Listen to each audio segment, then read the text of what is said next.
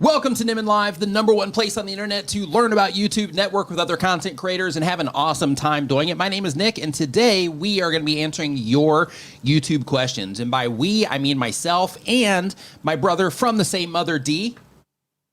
You changed that up a little bit at the beginning. I did. How's everybody doing? You threw me for a loop. Yeah, hey, that's what I'm trying to do. You threw me for a loop. Yep, that's what I'm trying to do. We've been streaming together for like 5 or 6 years, and that was the first time you threw me for a loop. Yep. I got more up my sleeve. I'm coming for you today, D. I'm coming for you. I almost left. No, I'm just kidding. I almost left. Yeah, so basically what we are doing, if this is your first time here, is we answer your YouTube questions. So there is a form that is down in the description. If you're watching this on the replay, then of course you're not going to get your question asked during the stream, but we do go live every Saturday at 9 a.m. Eastern, so make sure that you join us for the next one. But if you are here live, there's a form down in the description where you can get your questions answered. And if you go ahead and get them in there now, they will get answered on the stream today. And back to the replay viewers, if you are watching this on the replay, I do want to let you know that we have timestamps down in the description so that you can skip around and you can see all the different questions that were asked and answered so that you can jump to the questions that matter the most to you based on what it is that you're trying to figure out and what it is that you're trying to understand about YouTube. With that stuff out of the way, I do also want to let everybody know that this stream is brought to you by TubeBuddy, which is the #1 tool for YouTube content creators. TubeBuddy helps you optimize your videos for discovery, helps you test your thumbnails to make sure the thumbnails that you are putting out are not only effective for the people that you're trying to reach, but if you're applying strategy to what it is that you're doing, then they also help you identify where on YouTube your thumbnails are the most effective as well. So if you're a search-based channel and you're trying to rank in YouTube search and you're trying to get traffic that way, then in that case you can prioritize your thumbnail performance in YouTube search as an example. But they have that and a bunch of other helpful tools, including a bunch of AI tools that are also going to help you out with your YouTube channel as well. But you can try them out at tubebuddy.com/Nimmin.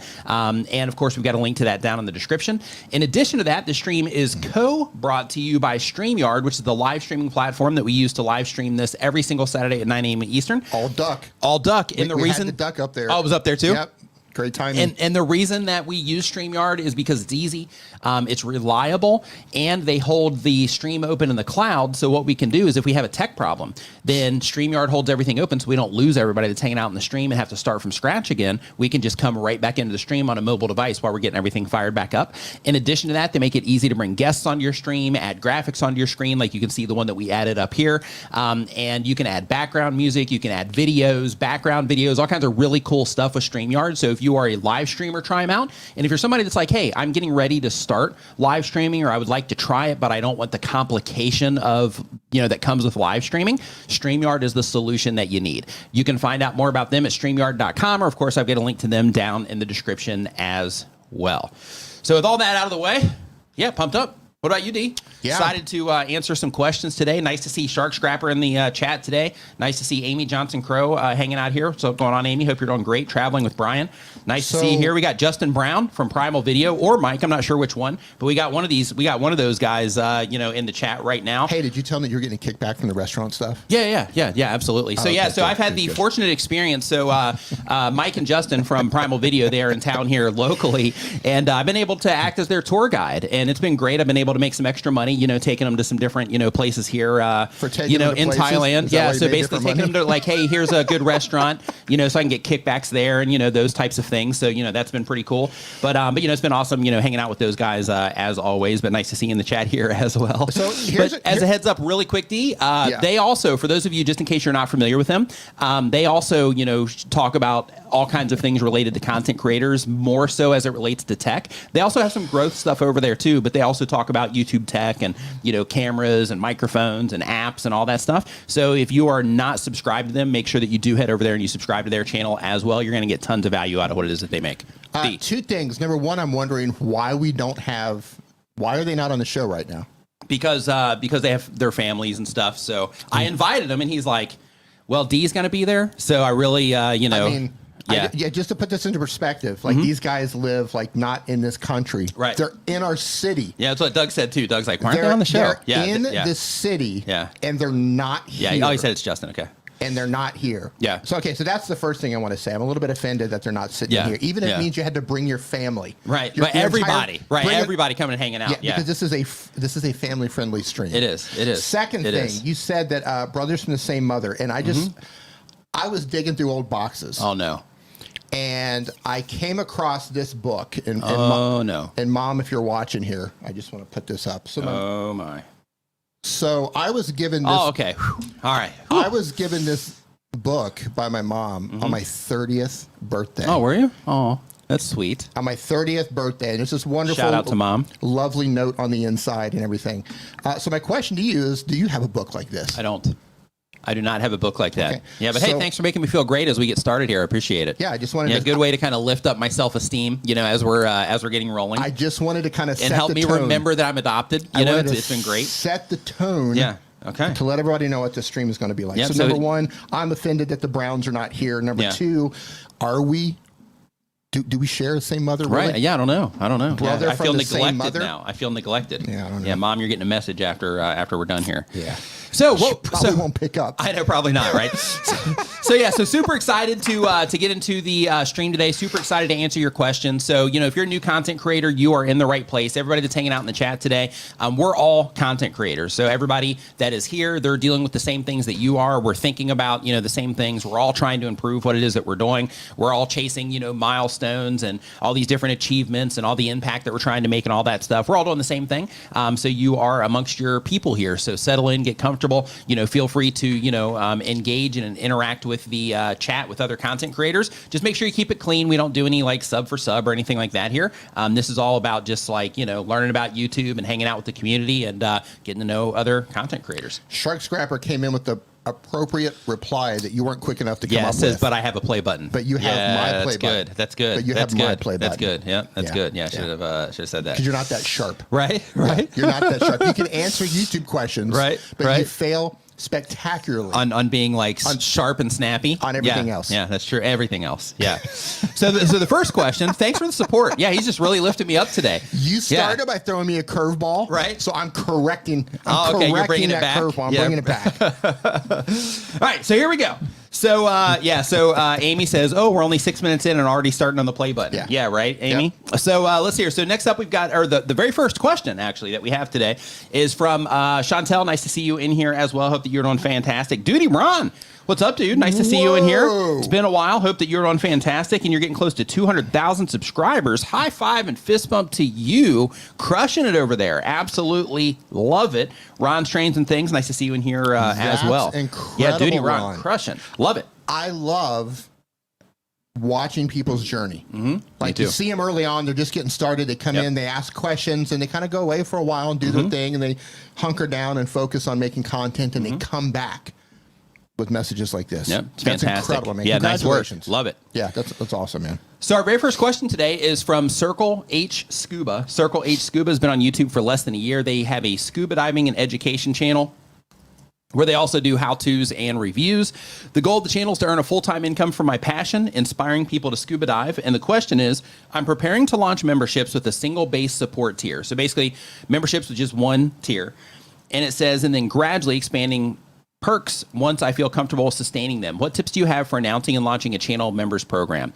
So first, you got to spread awareness about it, right? So, you as the content creator, if you're trying to get that message out, make sure that you're mentioning it in, your videos. Make sure that you go back through your video descriptions. If you have an archive, make sure that you put the link, because in your membership area, you're going to have the option to grab a link to your membership. You can actually use TubeBuddy for this, where you go in and you can bulk update your description. And then you can say, hey, add this to the bottom of all of my descriptions. And then that way, for the people that do, go down to your descriptions that are super engaged, or that you've driven down there, if you're driving people in your descriptions, then in that particular case, they're going to see that you have that option available. But they're also going to see it, directly on YouTube as well with the big, obvious join button.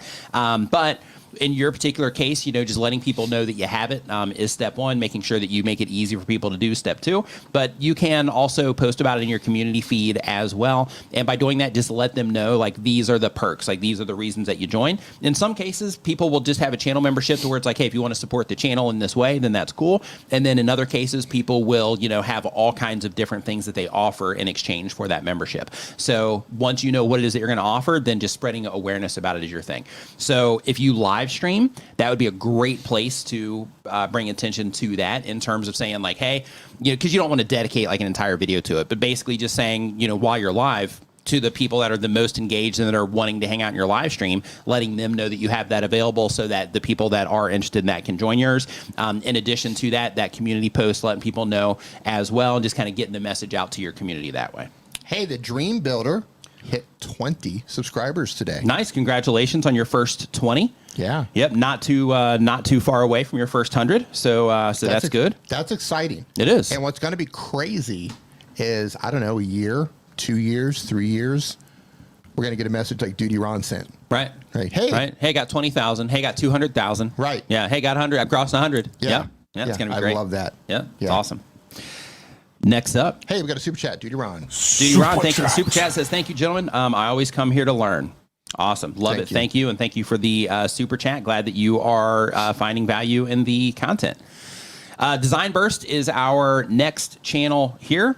They upload 1 time per week or more. The type of channel is an architectural design channel. The goal of the channel is to educate our viewer about house design.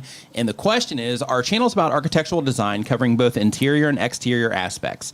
Right now, we're having difficulty with our target audience. If our video includes explanations, they can be too technical and might bore the viewers. So we're considering creating another channel where there will only be home tours, while the original channel will focus on the entire design process of designing a house.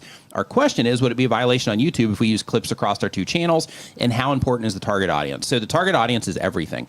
So, when you have a YouTube channel and you're publishing content to the channel, think of it like this. If you have a product that you're selling, right, understanding who you're selling that product to is going to make a huge difference on the development of that product itself. And it's going to make a huge difference on where you would market that product, where you'd run ads for that product. If you were going to put it in very specific stores, then, it would depend on what those stores sold and the types of people that went into those stores to buy, those products. So when it comes to YouTube, it's the same exact thing. When you can create a destination or a valuable, your channel is a valuable resource for people for whatever type of content it is that you make, then in that particular case, they will continue coming there.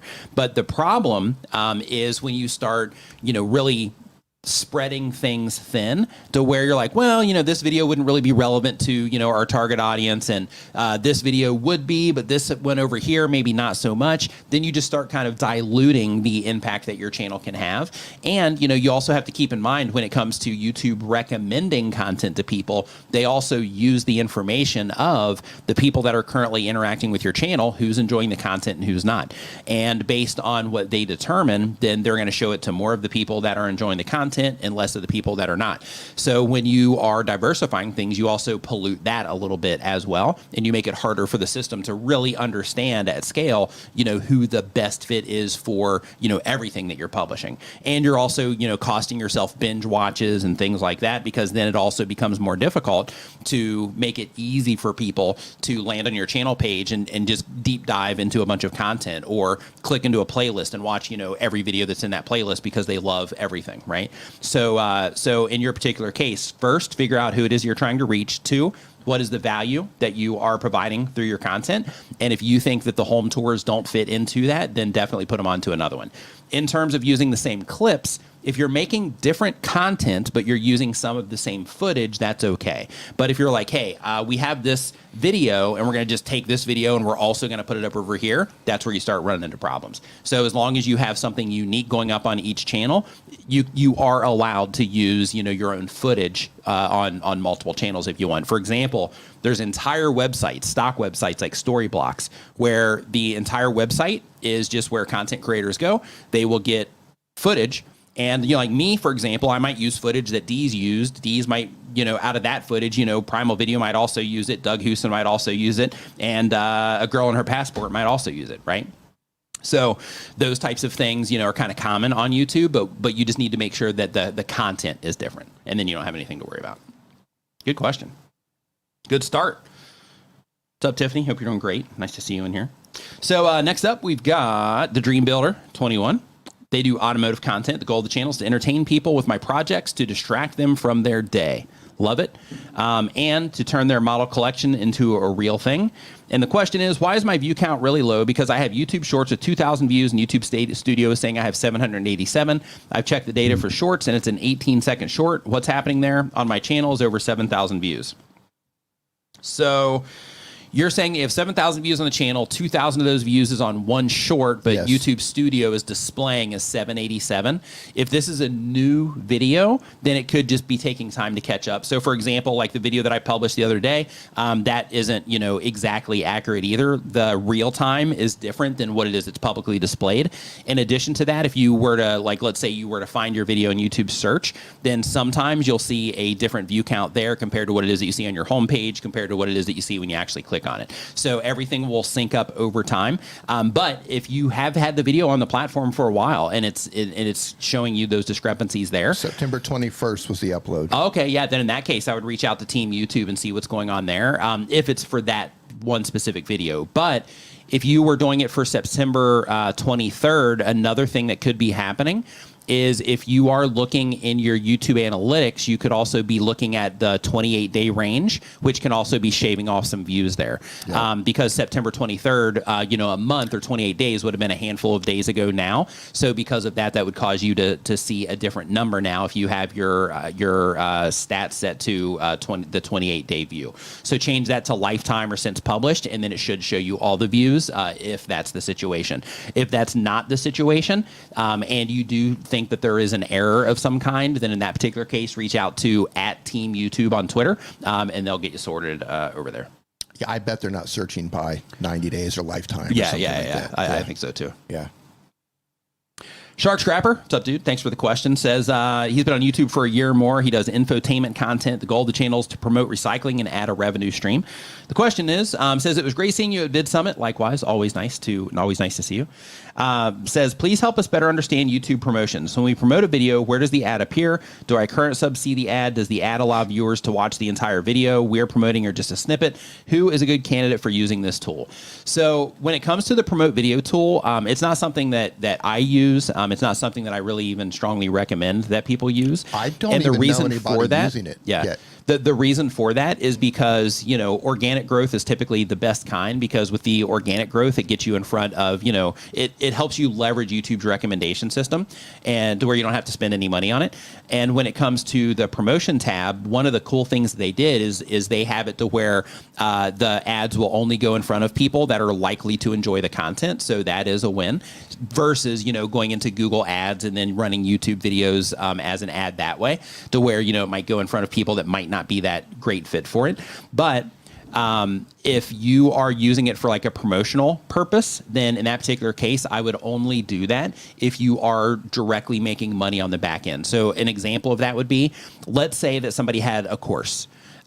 Or they had a product they're trying to bring attention to. Because we work with StreamYard. So let's say StreamYard is trying to bring attention to their tool. Well, in that particular case, they could use that because they would actually be making money on the back end, as long as it converted well of bringing people into the channel, and then people ended up signing up and they could attribute that.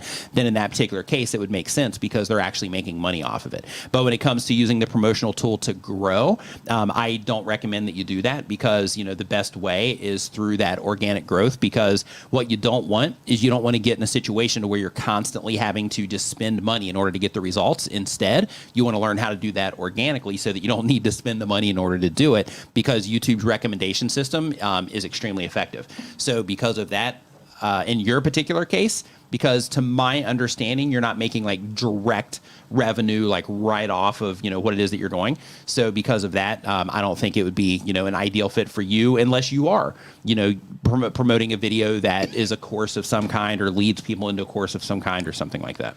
I think that was a bad feature for YouTube to roll out. It might be one of those things where there might be some use cases, for it or whatever. Like off the top of my head, not so much, unless you are, a business and you're going to use it to bring more attention to your company channel. Yeah. Then in that case, it makes more sense. But for just creators, at scale. Yeah, blanket rollout, I think was a bad idea. Yeah. And I think it gives the wrong impression, especially to new creators. Hey, come pay to play. Right. Yeah, especially because, everybody stresses for so long, like don't buy ads for your videos. Right. Don't do that. That particular thing should be like a check mark. Turn this on. Yes. Right. Just so it's not confusing or whatever for people. But yeah, like if you have something that you're selling, or like Jerry mentions here, if you're a brand, then in that particular case, it might make sense. But even in that case, like if you're a brand on YouTube, you can still do it all organically. So, unless you're having a promotion of some kind that you need to bring to people's attention, like right then and there, then there's really not no reason to actually use it. Yeah. Again, lack of good messaging around that tool. Sure. Gives a wrong impression. And Hey, Chris, what's going on, man? It's not cheap either. Right. A lot more expensive than I thought. Trying to Learn Bikes is our next channel. They upload when they have time. They do motorcycle DIY maintenance. The goal of the channel is to upload videos to help others, challenge myself, and exercise my spongy gray think holder. The question AKA is lizard brain. Yep, right. In part of the upload process, there's a section called language and caption certification. One box is video language. Another box is title and description language. Each have drop-down menus. In the past, I've ignored checking either, assuming they default to English. Is this bad practice? It's fine. Like, some of that stuff. That's a secret sauce. Yeah, right. Yeah, hit that button and then everything's going to change. No.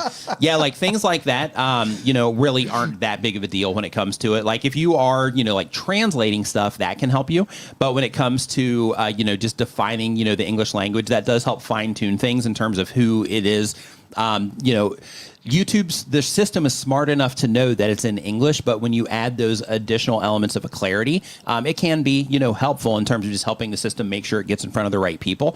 So if you are speaking, English, then just changing that to English, that's fine. But when it comes to title and description language, same exact thing. Just let them know it's in English. That's fine. But if you don't fill that out, it's not going to really work against you or be anything that you really have to, worry about or think that you did something wrong or something like that. Super chat. But it is good to make sure that, when you are looking at YouTube features, that you are using stuff, right? So that you are filling out all the boxes and, filling out everything. And then by, doing that, you are just adding those little notches of clarity, so to speak, which is always good. What, I don't see the super chat on my end. Just put it on the screen. The best name in the chat today.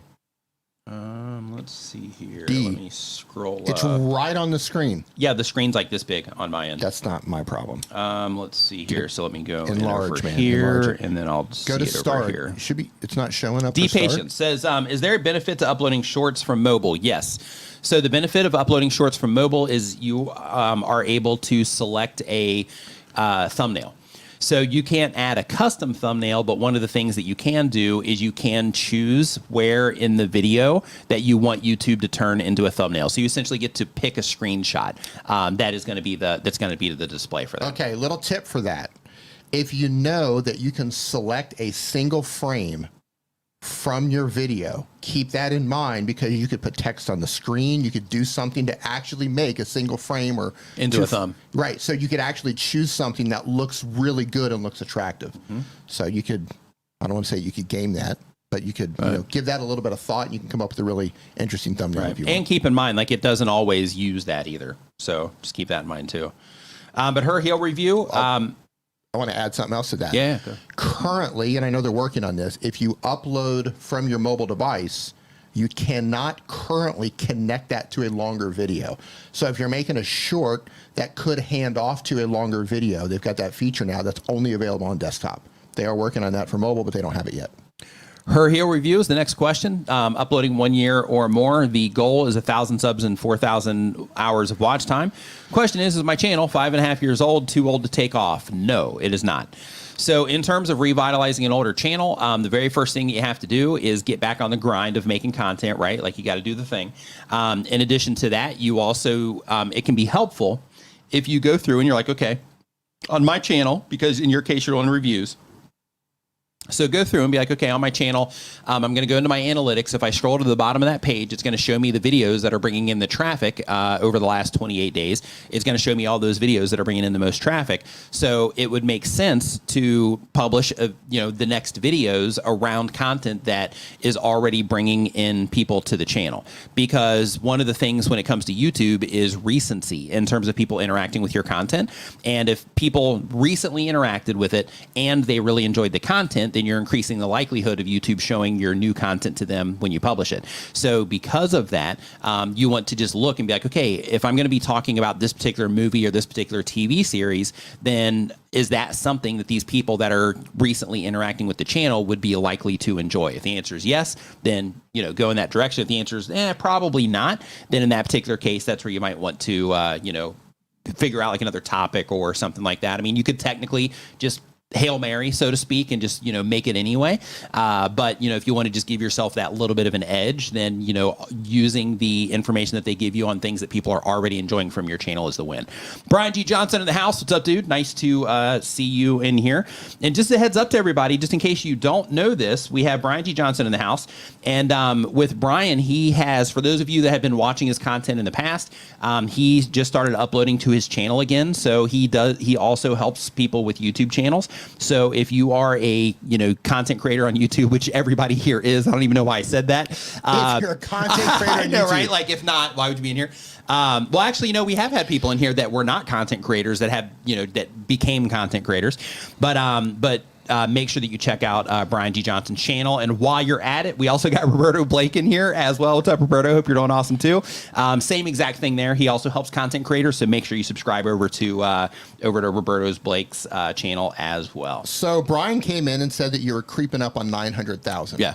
And I just want to share with everyone the daily harassment that I get from this guy. Me? Yeah, just let me... Doing what? Let me... Act like you don't know. Let me hear. Oh, this is great. Oh, he's coming after me again. I gotta hide this so I don't dox myself. Hold on. This is the sort of messaging that I get almost pretty much daily. See that? Oh, yeah. Well, of course. Yeah, of course. Yeah. Your daily reminder that I'm almost at 900K and I have your play button, LOL, Nick. Yeah. I get this almost daily, these sorts of messages. Last weekend, I sent it to you twice. Yeah. Yeah, last Sunday. That was 2 times on Sunday. Yeah. Yeah, Sundays is like, he likes to chill and relax on Sunday, so I try to torment him a little bit more on Sundays. You're going to be insufferable when you hit 1 million. Yeah. Oh, yeah. Like, I might have to. Yeah. I might actually try to find, somebody to make, an AI bot that will just automatically send it to you, once an hour or something like that. Just, just as that reminder. We might take a break when you hit 1 million. Yeah. I might go back to Mexico for a while. Oh, love it. Just kind of, I haven't talked to D in 6 months. Right. Yeah. That's great. Okay. So, Yarn Geek is the next channel. Oh, they do yarn and crochet content. The goal of the channel is to spread the love of yarn and crochet. The question is, I've almost uploaded 1,200 videos in 3.5 years and have 15,000 subscribers. Wow. Over 500 of my uploads are live streams. Do you think having so many lives could be hurting my channel growth? Well, we can talk about that here in a second, but and if so, what's a good balance between posting lives and regular long form videos? So here's something to think about when it comes to live streams. In terms of hurting your channel growth, no, but one thing can happen. So if you are, there's actually 2 things to think about. So if you're live streaming a lot and you're also publishing a lot of videos, keep in mind that your live streams can get recommended next to those videos.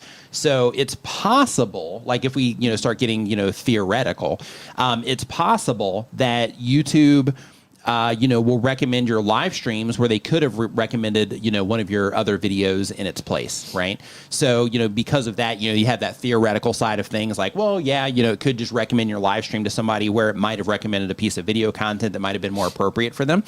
So there's that. But in addition to that, though, when it comes to live streams, there's also the side of things where, if you're live streaming and your live streams are not in alignment with what it is that you're publishing on your channel, meaning that they are not the same value or similar value, or basically they're not reaching the same target audience, then in that particular case, you could put yourself in a situation to where your live streams are growing a different type of viewer than your videos are. And because of that, when you publish your videos, then they might get recommended because they're hanging out in your live streams and all that watch time and so on.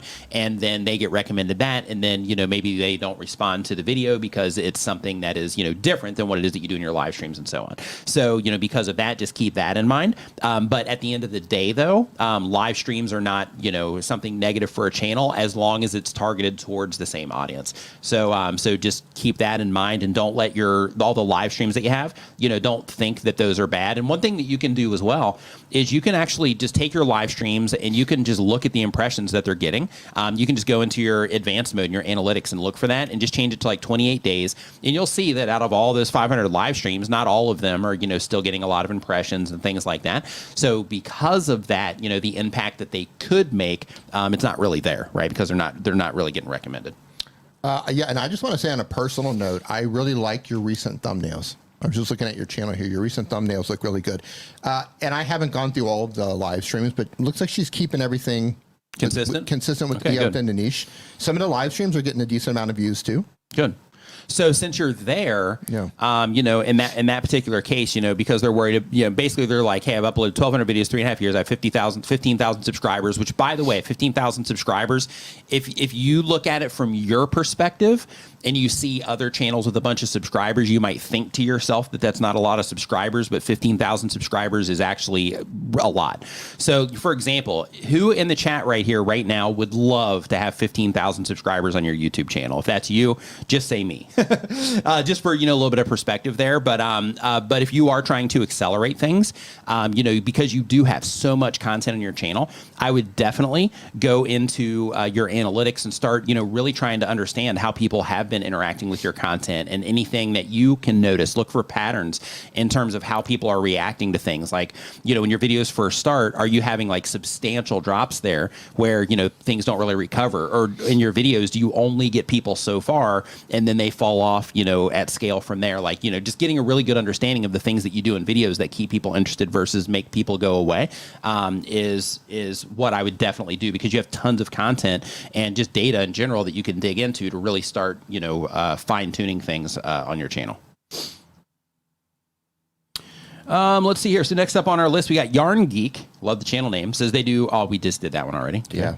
Welcome to Now. Yeah, welcome to Now. So next up, we've got Crazy Kid 949. They do entertainment content. The goal of the channel is to provide entertainment. Slide this over here. You don't need that anymore. This? Provide entertainment to those who are looking for comedy and musical entertainment to brighten their day. The question is, can I just send someone an email to allow them to use my content without being given a claim ID issue by YouTube on a person-by-person basis? So in order for somebody to get a copyright claim on your content, you would need to issue the claim. Right. So because of that, technically you don't have to say anything if you are going to give somebody permission. But keep in mind, if they're going to take your video and then just use your video, then in that particular case, you've got, you know, videos on YouTube that are the same exact video, and that can end up causing problems for you in the future. So just keep that in mind, and, you know, just be a little bit protective. If somebody is going to use your stuff, just make sure they're not just taking your entire video and using that. Make sure that they are using it in like a different format, or they're making compilations with it, or they're doing something to create a unique experience for people when they interact with it. Yeah, I'm going to add something to that, because in addition to comedy, you said you're also musical entertainment.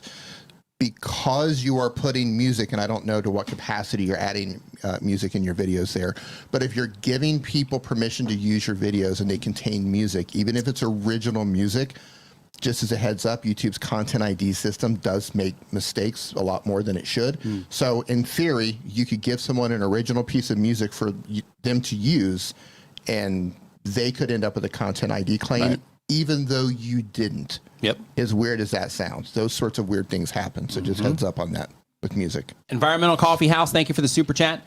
Says, super chat. Says, do you know why YouTube live chat is not replaying on mobile phones? I use Restream and Ecamm. So you have to make sure, like, I don't know if you see it on a computer. If you see it on a computer and not the mobile device, I'm not sure. But if you are not seeing it anywhere, you have to make sure that when you are scheduling your live stream, that you go into your live stream settings and you check the box that allows for live stream replay. So that is off by default. So you want to make sure that you go in there and you check that box in order to make sure that anybody that is interacting with your live stream, that they do see that replay for the chat, if it is something that you're wanting people to see. A lot of people don't, really care about that, but there's people that do. They said they see it on a computer, just interesting. not their phone. Yeah, so in that case, I would reach out to Team YouTube on Twitter, because I'm not really sure why you would see it in one place and not the other, because the option is like, yes, it's there, or no, it is not. So because of that, I would definitely reach out to Team YouTube and let them know that it's not showing up over there. Yeah, they could be testing something. Yeah, they could be. They're always testing things. You could just be in some beta group that you're not aware of, and they're just trying something out. Yep. Let's see here. So next up, we have Millennial Legends. Millennial Legends uploads every other day. The type of channel is personal travel, vlogging, a broad perspective from a millennial. The question is, or the goal, sorry, is to build a true brand and ideal that inspires others to wake up and see their potential. Love it. Great. And the question is, We've gone from 0 subs to 13,000 subs since June of this year. Congratulations. Your growth is very good. So just give yourself a high five for that. We just began receiving our first partner and brand deal offers. Do we upsell ourselves and bid high or low? And how do you break down how much you should be asking for each deal? Great question. So first, since you're just walking into this territory, because when it comes to brand deals, there's just a ton of things that are really helpful to know. I really recommend that you go check out Justin Moore over at Creator Wizard, the YouTube channel. If you just go to YouTube search and you type in Creator Wizard, it will take you to Justin Moore's Creator Wizard YouTube channel. He specializes in brand deals for content creators. So step one is make sure that you go and check out his stuff. I actually have a video on my channel, not the last video I published, but the one prior, where it's also him. He's given a bunch of great advice there. You can find direct links to him there, but make sure that you go and you check out his stuff so you can just get up to speed, because I'm going to give you some information, but there's a lot more things to know. So when it comes to your brand deals, you can absolutely upsell yourself. When it comes to upsells, the whole idea is thinking about how you can turn that one video that they want to do into a multiple video deal or a longer term contract with them, if that's something that you're interested in. Some people don't want to do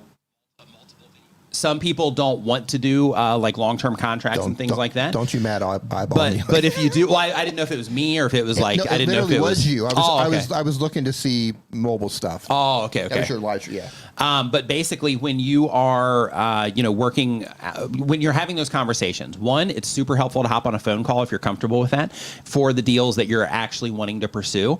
And when you hop on that phone call, having packages that you put together saying, hey, I've got a YouTube channel where we do this. I've got, my Twitter account that has X amount of followers on it, and I get about this engagement on Twitter. I've got an Instagram. I've got a TikTok. If you have those other assets, if you have an email, put together packages based on the assets that you have and what it is that you're willing to do with those different assets. So you have your YouTube channel, right? Let's say it's just your YouTube channel. In that particular case, you could agree to do one video if you wanted to, or in order to maximize that deal, and if it's something that is a good fit for your audience, it's going to maximize the exposure to them. It's going to maximize the exposure to the brand in terms of the audience to the brand, and it's going to maximize your income on it, and it's going to show that you consistently support that brand over time, which is also powerful. So when it comes to the conversation, give them an option of one video that is a high price, and then put together packages that make things a little bit more reasonable. So they're like, hey, if you want to do one video, because we're only going to work together this one time, maybe we'll work together again in the future, but we're not going to have this ongoing relationship. So because of that, that one video is going to be a higher price because, I have to go through all these things, exchange all these emails, send it to you for approval, because sometimes they require that and those types of things. But if you want to do a package, then I'm going to give you a better deal for doing multiple videos, right? In addition to that, you also have to be very specific about what it is that you offer. Are you giving them dedicated videos? Are you giving them bumpers to where, there's somewhere in your video that you mention the product for, 30 seconds, or you have just a highlight moment in your video? Or are you making an entire video about their product? You got to get clear on all of that stuff, and then you present that to them. Now, when it comes to what it is that you should charge, I'm a little bit different with this than a lot of people are, because I look at it in terms of opportunity cost, because I also bring attention to things as an affiliate as well. So when somebody reaches out to me for a brand deal, I consider the loss that I'm going to take on videos that I would publish something as an affiliate, and I try to make up for that loss through the sponsorship. But then I also, if they have an affiliate program, I also make sure that as part of the deal that I can also maintain my affiliate links for all the tracking and things like that. So then that way, even once that deal, either stops working out or whatever the thing is, then in that particular case, then I can still come out on the other side to where I'm still continuing to make money through the links as an affiliate without having to, go back into my descriptions and change things up and add all that extra work. So because of that, I would definitely make sure that you, consider all of those things. And when it comes to the pricing, again, I look at the opportunity cost. I also look for things like, what are they charging? And then I personally will estimate, like, what is their lifetime, possible lifetime value. So for example, if it was like a cheap app or something where it didn't have like much upsells, they're going to get a better deal than if it's something that costs, a lot of money. And with that cheaper thing, that also, I might be able to drive a lot of sales there as an affiliate, whereas that higher thing, I would make more per sale as an affiliate, but I might not convert as much because it's a high ticket thing, or maybe it's just like a little bit not perfect for the audience or something like that. So I would keep all of those things in mind when it comes to the pricing. And in terms of the nitty gritty on like, okay, well, what should I charge them? I would also go over to Justin's channel for that specific information, because he actually has things that he takes people through there. But the best thing that you can do is you can ask them what their budget is. So when they reach out to you, say, yeah, I'm definitely interested in this. What is your budget? And then you put the ball back in their court. And then that gives you like a baseline thing that you can work with, or you can be like, oh, okay, yeah, I would do it for that. That's worth it for me. Or you can be like, oh, yeah, I'm not even going to turn my camera on for that. So because of that, I'm going to reply or rebuttal them with, with what my, rates are based on what I, with that not being enough, it puts it into your perspective in terms of it being like, okay, well, yeah, that's way too low. So because of that, this is what I'm going to charge instead, and then see if they, take it from there. So hopefully that helps. But yeah, definitely make sure that you go over to Justin Moore over at Creator Wizard, because again, like there's a lot of things that you can do when it comes to brand deals, and his entire YouTube channel specializes in talking about all of those things. So make sure that you go over there and you check him out. Yeah, I want to add something to that too. And if you already said it, I apologize. I'm going to show that person how to access live comments on your phone. Don't let the brands try to lowball you based on your views. Yeah. Did you talk about that? I did not. Yeah. Sometimes they'll come at you and say, well, we looked at your overall views and we think, we paid this for. No, that video is going to sit on YouTube forever until you take it offline. Yep. Do not let them try to give you a price based on your views. Yep. Price yourself based on what you want to be paid, how you want to be paid. Yep. That stuff is going to live on YouTube. Yep.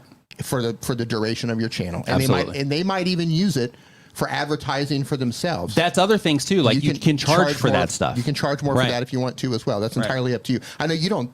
Do you do that now? Yeah, like I'll let people use me for ads and things like that. Like we usually talk about that ahead of time. Yeah.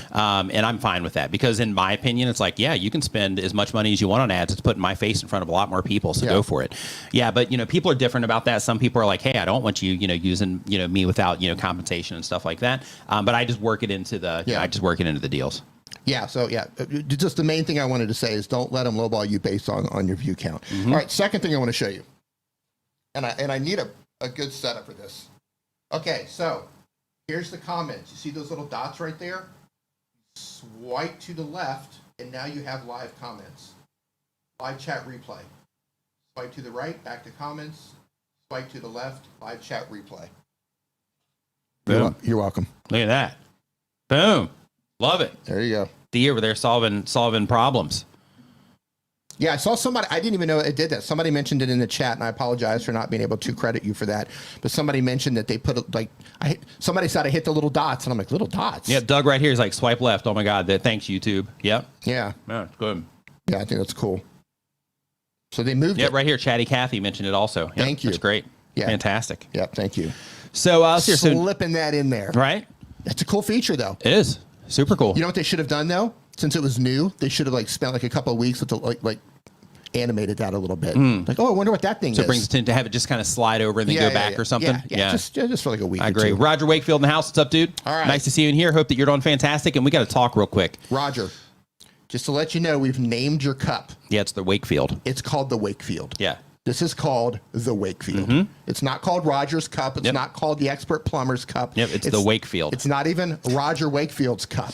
It is the Wakefield. So Roger, really quick, since you're in here, man. So I was telling my brother when we were at the mall today, I was like, man, Roger's like penetrating my subconscious. So here's what's happened to me this week. Today, actually, not this week, today. And you're in the chat, which adds one more touch point with Roger Wakefield. So here he is. Yeah. So here's what happened. Again. Yeah, I know. So here's what happened. So I wake up, I'm sitting there having my coffee in your cup at home. So there's one.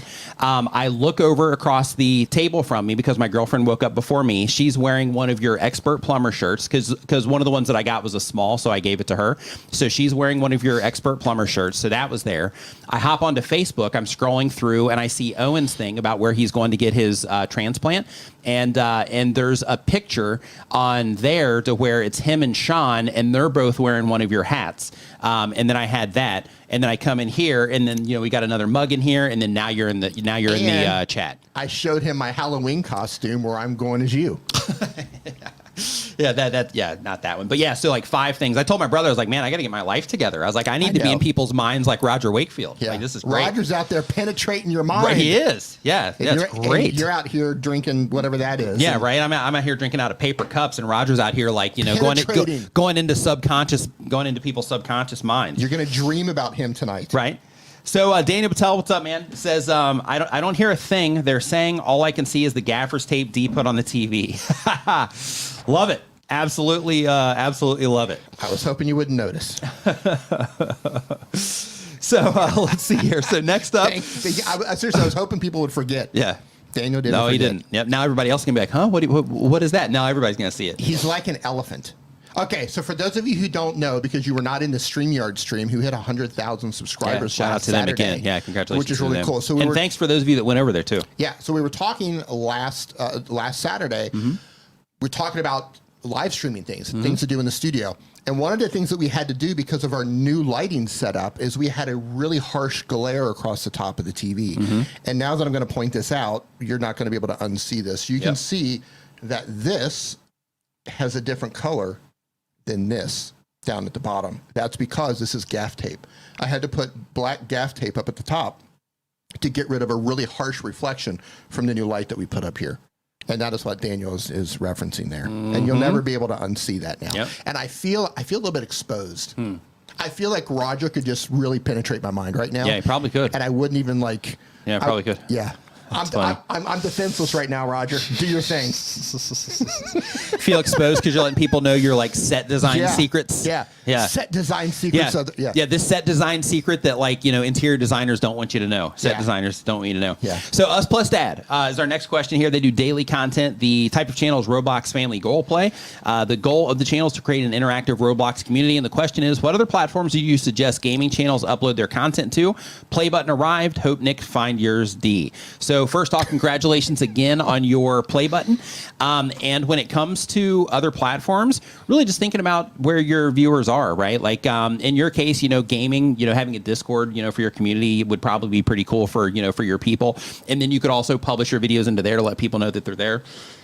In addition to that, people do upload gaming content to Instagram, to Facebook, all over the place. So if gamers are there, Roblox gamers, then you should be uploading there. So technically, if you have the time or the bandwidth to do it, uploading everywhere would be the move there. And then that would allow you to, get in front of people that are interested in Roblox and all of the different, apps that people are using. All right, so we're going to go into more set problems here. So Geology Dude says, tape the bottom two. So it matches. You don't need to show the brand name logo. And so that little comment lets you know who actually does the work here in the studio. Right. I would have to actually cut out a square, an area for the remote control because the infrared is actually right there. Interesting. Now, I could do that. But here's the thing. My OCD, if I didn't cut that perfectly, that's the only thing I would see when I came in here. So it would have to be a perfectly centered, perfectly cut out with an X-Acto knife hole in order for that infrared to hit it. Yeah. And if it wasn't perfect, I wouldn't be able to function in this room. So there you have it. Yeah. So otherwise, yes. Yep. Yeah. So next up, we've got Jordan Asmussen. They do daily content. They do jazz music covers. The goal of the channel is to share my love of classic jazz tunes with the world. Pause. What? Brian G doesn't know. Doesn't know what? He doesn't know the play button. Yeah, he does. Yeah, he knows. No. Yeah, he does. He says, wait, it's all making sense. D, you lost your play. Oh, you're blaming me. Yeah, it is his fault. I didn't know that you didn't know. You know, Brian, when we were in Mexico, right? And we're like, hey, we're out of here. And D's like, hey, we're going to be down here for a couple more weeks. And then he ended up getting trapped. He could have came back. But, he's like, hey, we're going to stay down here a couple more weeks. Next thing you know, he's 2 years in Mexico. So, funny story. I don't know, just throwing that out there. Funny story. This is a true story. Oh, that's funny, Jerry. Jerry says OCD. Yeah, that's great. The last time I saw Brian G. Johnson, true story. The last time I saw Brian G. Johnson, a seagull. Oh, yeah, went to the bathroom on you. Defecated. Yeah. All over me. Yeah. And I don't that know was if, great. Yeah. I mean, for us, because it didn't happen to us. It was, it was great watching that. Yeah. It was like a car wash. Yeah. It was just like, it was terrible. And there was a group of us, and Brian G, and he was there. My girlfriend was there. but the bird was like, that guy. Yep. I'm going to get that guy right there. Yep. And it was just, it evacuated, I guess, before it took off for flight. I guess. Yep. And it was just, I think you were in the line of sight or the line of.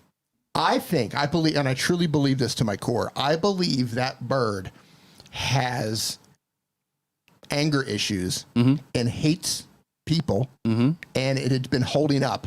It was like, you know what? I'm going to hold this for like a month. And just really get it on somebody. Yeah, I'm going to hold this for like a month, and then like I'm ruining somebody's day. I'm going to pick one person, and I'm going to ruin their day. Yeah. Ooh, look at that guy in the hat. And I'm going after him. Yeah, he's perfect. And all his other bird friends are like, "Oh yeah, that's a good one right there. Check him out." It was like this. It's like, oh look, there's Nick. Oh, there's Brian G. Oh, look at that dude with a hat. I'm getting him. Yep. Yeah. Yep. Probably. Yeah. So Jordan Asmussen is our next channel here. They've been on YouTube for a year more. They do jazz music covers. The goal of the channel is to share my love of jazz tunes with the world. The question is it possible to upload too often? I'm uploading new songs each day, but I've been wondering whether I'm overdoing it. Would it be worth trying uploading less frequently, or is it better to upload more if possible? So when you're uploading your music, in the case of music, like it's fine to upload every day if you want to, but if you are uploading every day and you think that could be negatively impacting the quality of the music that you're uploading, then in that particular case, if it was needed in order to make the experience better for the viewers that would be interacting with the content, then in that particular case, it would make more sense to slow things down a little bit and upload that way. But if everything that you're putting out is bangers and you have this big archive of music that you're like, hey, I'm just going to be getting this out, then in that particular case, you can still upload every day if you want to. And when it comes to daily uploads, it's fine. There's some channels that upload multiple times per day and they do great. But the only thing to consider is, if you're uploading a bunch of content, the days of just flooding YouTube with content and then getting a result because you're publishing a lot, those days are gone. These days, everything is based, and it's been this way for a long time, everything is based on performance on YouTube. So if you're uploading content of any kind, it doesn't matter if it's music, it doesn't matter if you're, uploading video content or shorts or whatever, if people don't respond well to it, then in that particular case, you're just working against yourself by uploading a lot because you're not going to just magically, cause people to respond differently.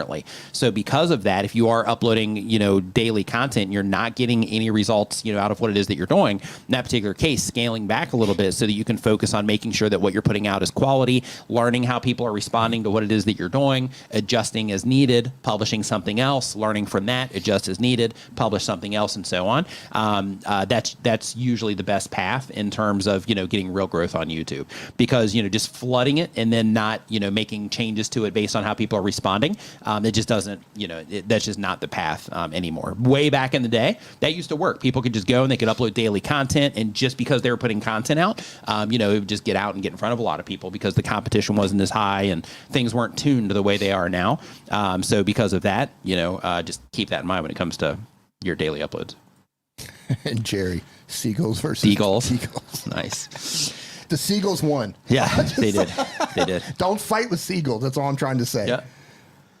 So we've got Geology Dude. They do bi-weekly content. The type of channel is rock identification and geology education.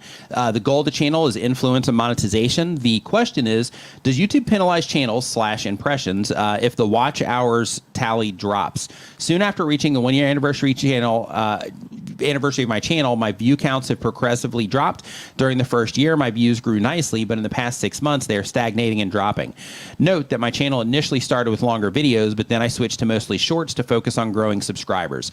Okay, so that's probably what's going on. So you're not publishing any long form content, and because of that, you don't have anything feeding that archive per se. So if you had like super high performing content for that long form content, or if it was like search based content or is bringing in more stable traffic, then in that particular case, you probably wouldn't have as big of a drop off. But if you are not publishing, long form content, then you don't have much of an archive, or you don't have anything necessarily like feeding that archive. Because one thing that happens, and this is always important to make sure that you're thinking about is, when it comes to YouTube, when you're publishing content, it doesn't matter if you publish, every day or if you're publishing once a month. When you publish a video, YouTube starts testing that video all over the platform for the users that they think or the system thinks is a good fit for that particular piece of content.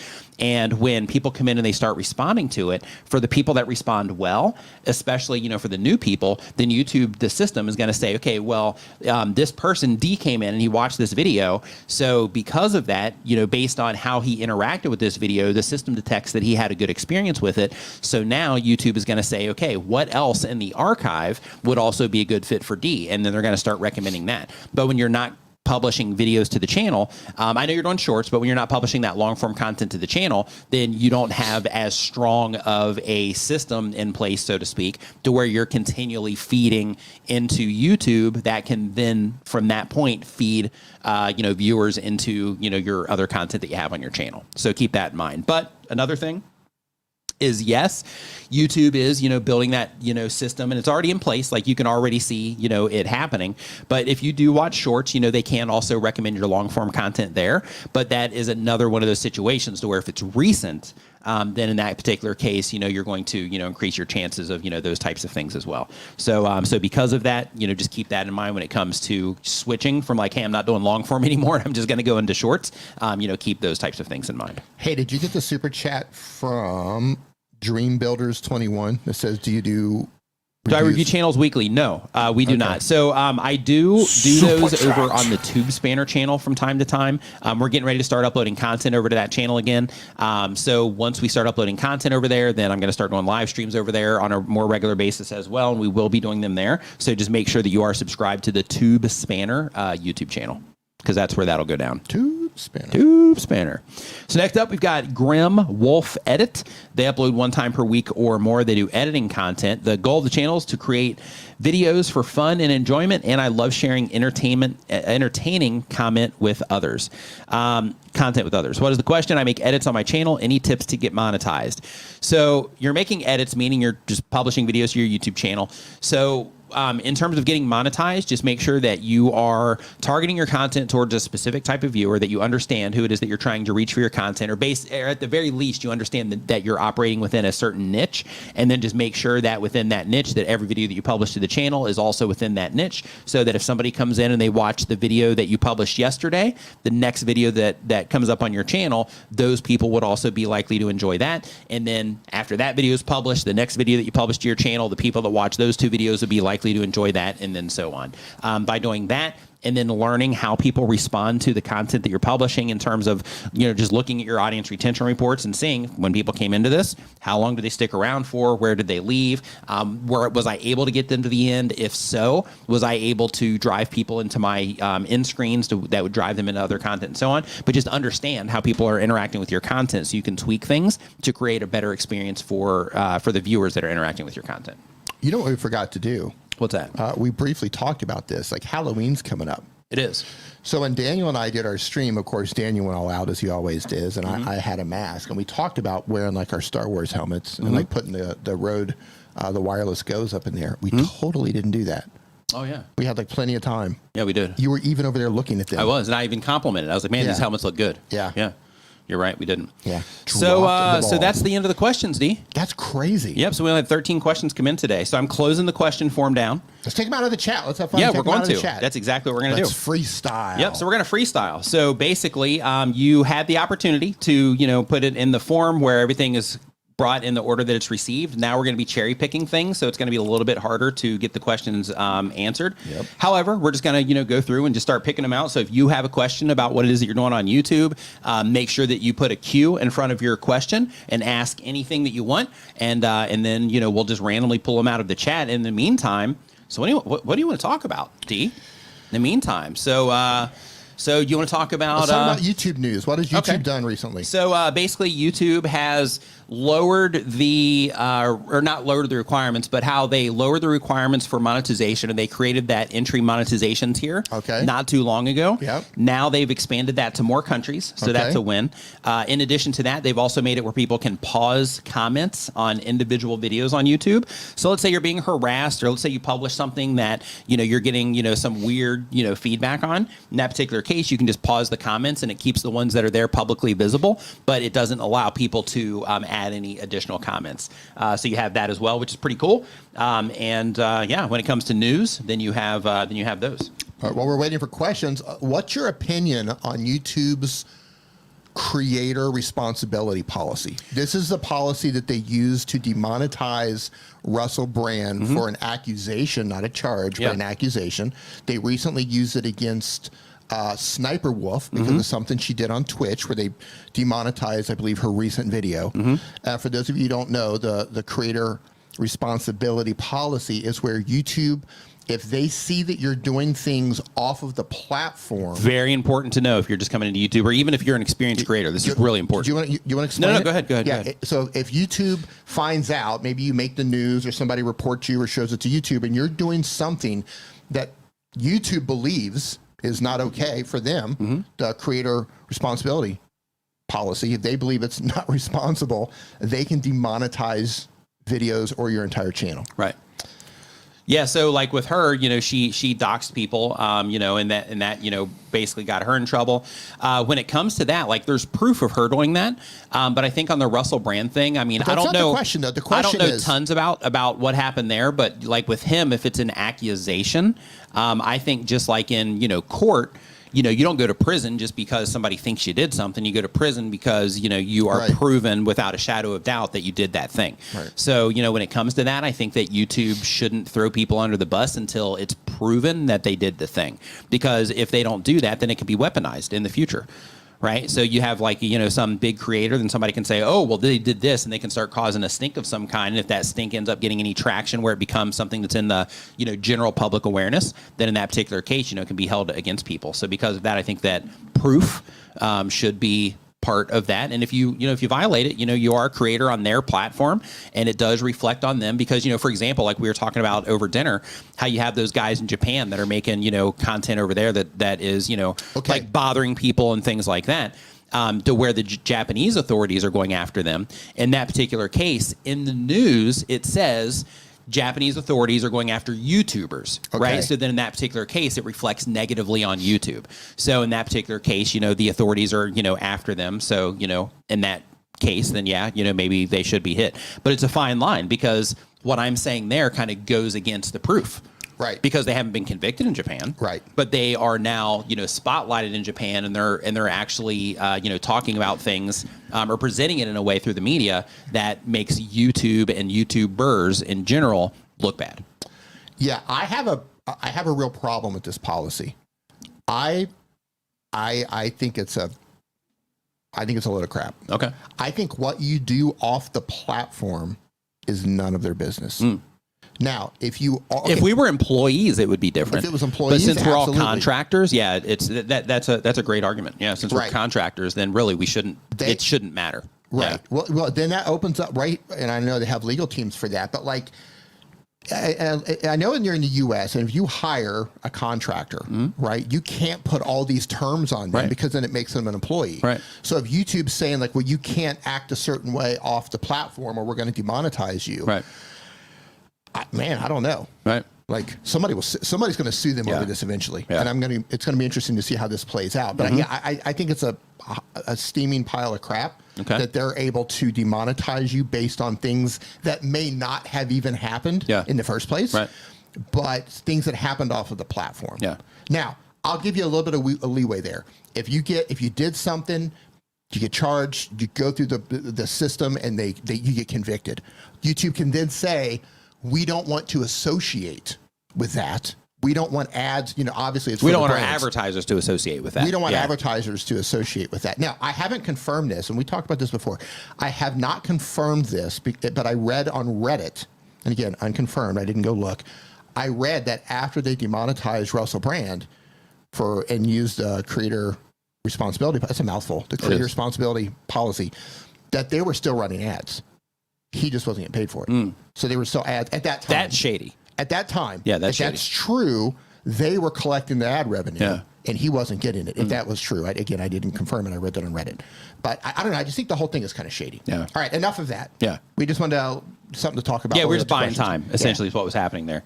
So I'll let you click on the questions. Go ahead. Okay, so we've got, let's see here.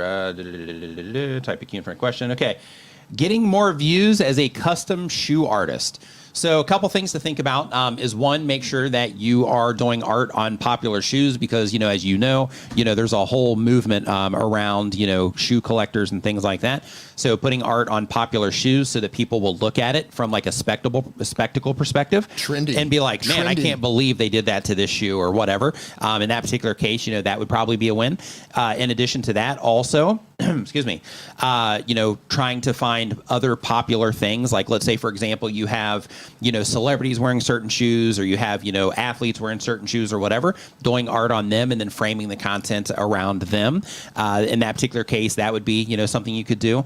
You could also paint popular things onto the shoe. So, for example, like a shoe with like a lo-fi girl scene painted on it, or, something like that. The new Deadpool movie is getting ready to come out. Right. Get ahead of that when people start talking. Oh, the new Deadpool trailer just dropped. Right. Everybody's going to be looking for Deadpool. For Deadpool. And then, bam, you've got your, shoe with Deadpool on it. Yeah. Deadpool on it. Yeah, that's going to take some research on your part, though, to see what's coming down. It's coming down the pipe there. But and as a part of that, also make sure that you're also considering, like, okay, if I'm going to be talking about things that are popular, and you're going to know this already because you're, obviously in the space.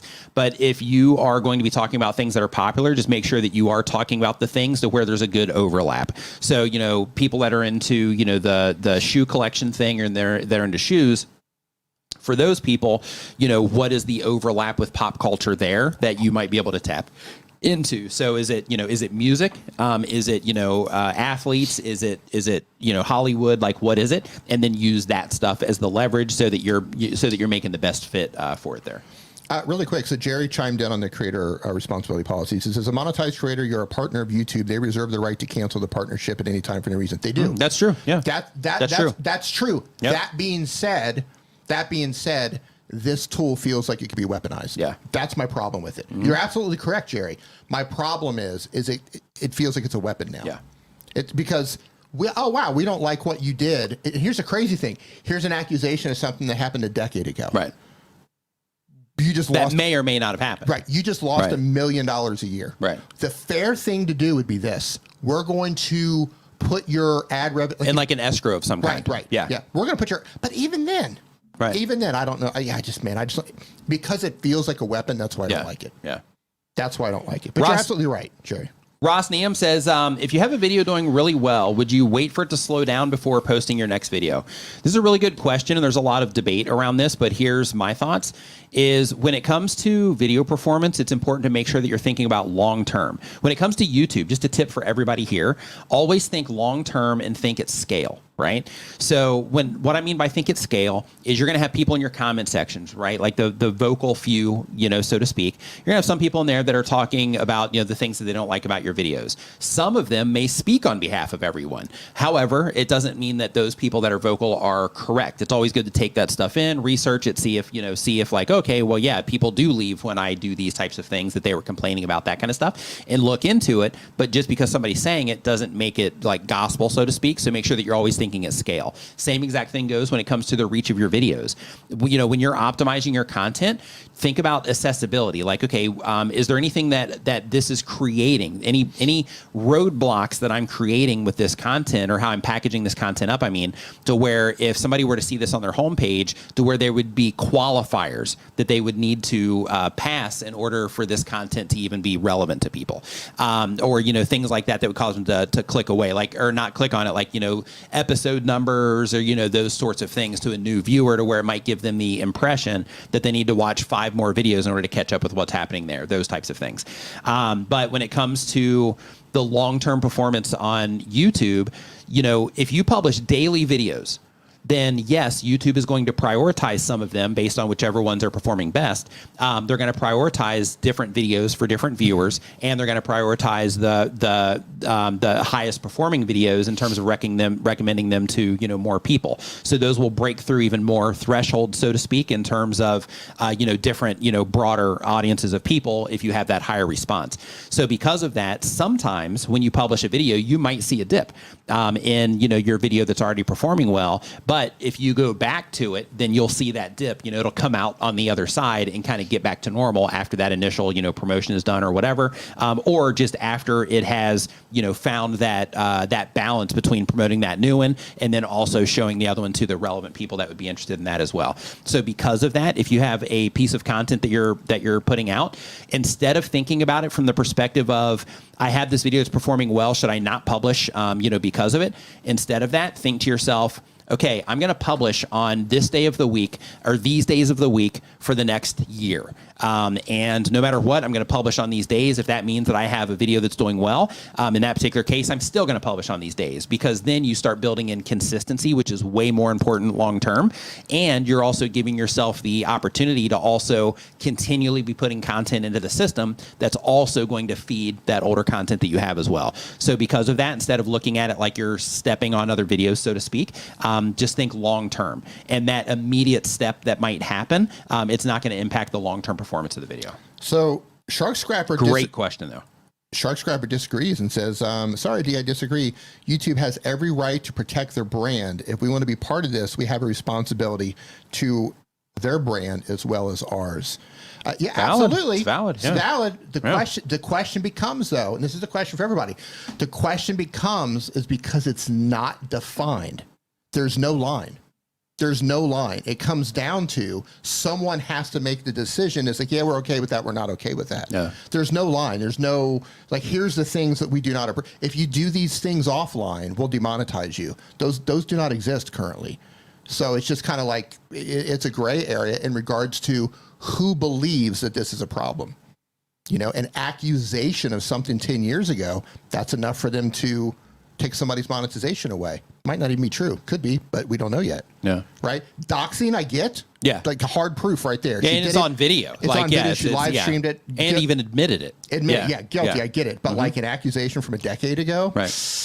That's a tough one. Right. But especially with somebody famous where somebody could just be trying to get money from him. Yeah. Yeah. Yeah. I mean, maybe not. Like he could be completely guilty, right. But like, those types of things. But yeah, that is true though. Like, when we create our accounts, we do, agree to their terms and, all that stuff. So, we are, it's their pool. We're swimming in it. But okay. And this is an extreme example. But I'm just putting it out there because there's no definition. Mm-hmm. That's why I'm using this as an example. Those of us who are a little bit older, think back. Was there ever a time in your life where maybe you got in a bar fight? Maybe you did something you shouldn't have done when you were 15 years old.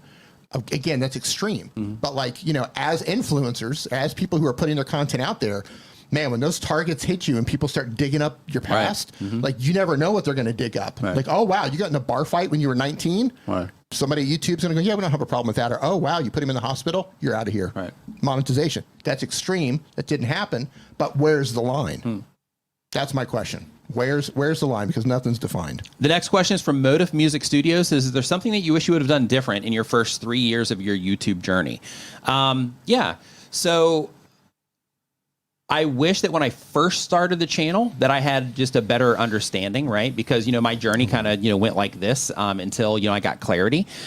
So I wish that when I first started the channel that I approached it from the lens of like I'm targeting a very specific audience, with this particular type of content, instead of making kind of random content that was just relevant to what I was going through at the time. So I think that would have been one. I wish that I would have launched a course a long time ago. Like I've kind of taken pride in the fact that I haven't, and I'm like the only YouTube channel that does not have a course to sell people. But on the other side, like I've missed out quite from a financial standpoint. standpoint, like I've taken quite a big hit on the money that could have been generated from a course that could have, helped out, myself, could have helped out, D, it could have helped out, family members, could have helped out my, girlfriend, whatever. It would have, added to the cool future that we're trying to build. Right. So because of that, I wish that, I would have, done that as well, because then with every video that I published over, for the last 9 years, there would have been, something in there, or even for the past 5, there would have been something in there that would have, done that. So because of that, I'm in there, working on that every day now too. And that's going to be coming out. That's going to be coming out relatively soon. And it really is. Jerry brings up an excellent point, and I know we keep coming back to this, but I think it's worth discussing. Jerry says another issue, and Jerry, I'm 100% on board here. He says another issue is that it seems that YouTube takes action. I want to say only takes action. I'm going to add only there. Yep. Only takes action after public pressure. So yes, it can easily be weaponized. Yep. That's it right there. Yeah. That's it. That happened with Sniper Wolf, and that happened with Russell Brand. Yeah. They didn't care until public pressure popped up. Right. That's how it always is. That's right. That's the whole cancel culture thing. Yeah. Brian G says, remember you talking about the course? Yeah, I actually made it. I actually have a course, but I have to go through and like redo all the branding and stuff. And I just started from scratch instead of doing that, just, to update everything and all that good stuff. Somebody said in here, and I lost the chat. It says they're glad that they grew up in an age without the internet and like. Oh man, I'm telling you cameras. what. Yeah, me too. Whoo. Boy, you ain't kidding. Yeah. me and my shadows says, what am I doing wrong? My niche is family fun and theme park. Still have 56 subs and a few viewers. So the very first thing, like when it comes to YouTube and trying to identify what it is that you're doing wrong, is just going into, your videos and seeing how people are responding to what it is that you're doing. Because, like you could be uploading videos, but how are people actually responding to what it is that you're doing? That's why YouTube gives us all the information that they give us, so that we can look at that information and then we can make decisions based on that information. So for example, if you go into your click-through rate and you're like, hey, YouTube's giving me impressions, but nobody's clicking on my videos, then it comes down to you not being able to get people to click on what it is that you're doing, right? Which is like the first thing that's gonna, stop people from being able to enjoy your content. And then from there, once you get that problem fixed, then as people start to come into your videos, then in that particular case, if your videos still aren't doing well, then one, your click-through rate could need to be better. Or as people are coming into your videos, because they give us our audience retention reports to where we can say, this is how people are responding to my video second by second. That's great information because it helps me be able to make choices in the future and alter things as I need to. But then I can also select a drop down that shows me how competitive my content is, because it shows me how my videos compare to other videos of similar length on the platform. So then you can start identifying, okay, am I below average or above average, or am I hitting average when it comes to the videos that I publish? And then you get information that you can take away from that. And if you find that you're below average, and that means like you got to start working on, okay, how do I make better videos? And you got to start, going through that learning process of learning how to, make your videos, look better, or at least removing distraction, right? Your videos don't have to look great. They just have to be to a point to where when people are enjoying them, they're not distracted by things that take them away from the content that you're putting out. So for example, of this, if somebody comes into your video and your audio is horrible and they have a really hard time hearing you, then in that particular case, it's a distraction because they can't just come in and enjoy the content. But if your audio is solid and they come in, then in that particular case, they can enjoy the content without thinking about anything else.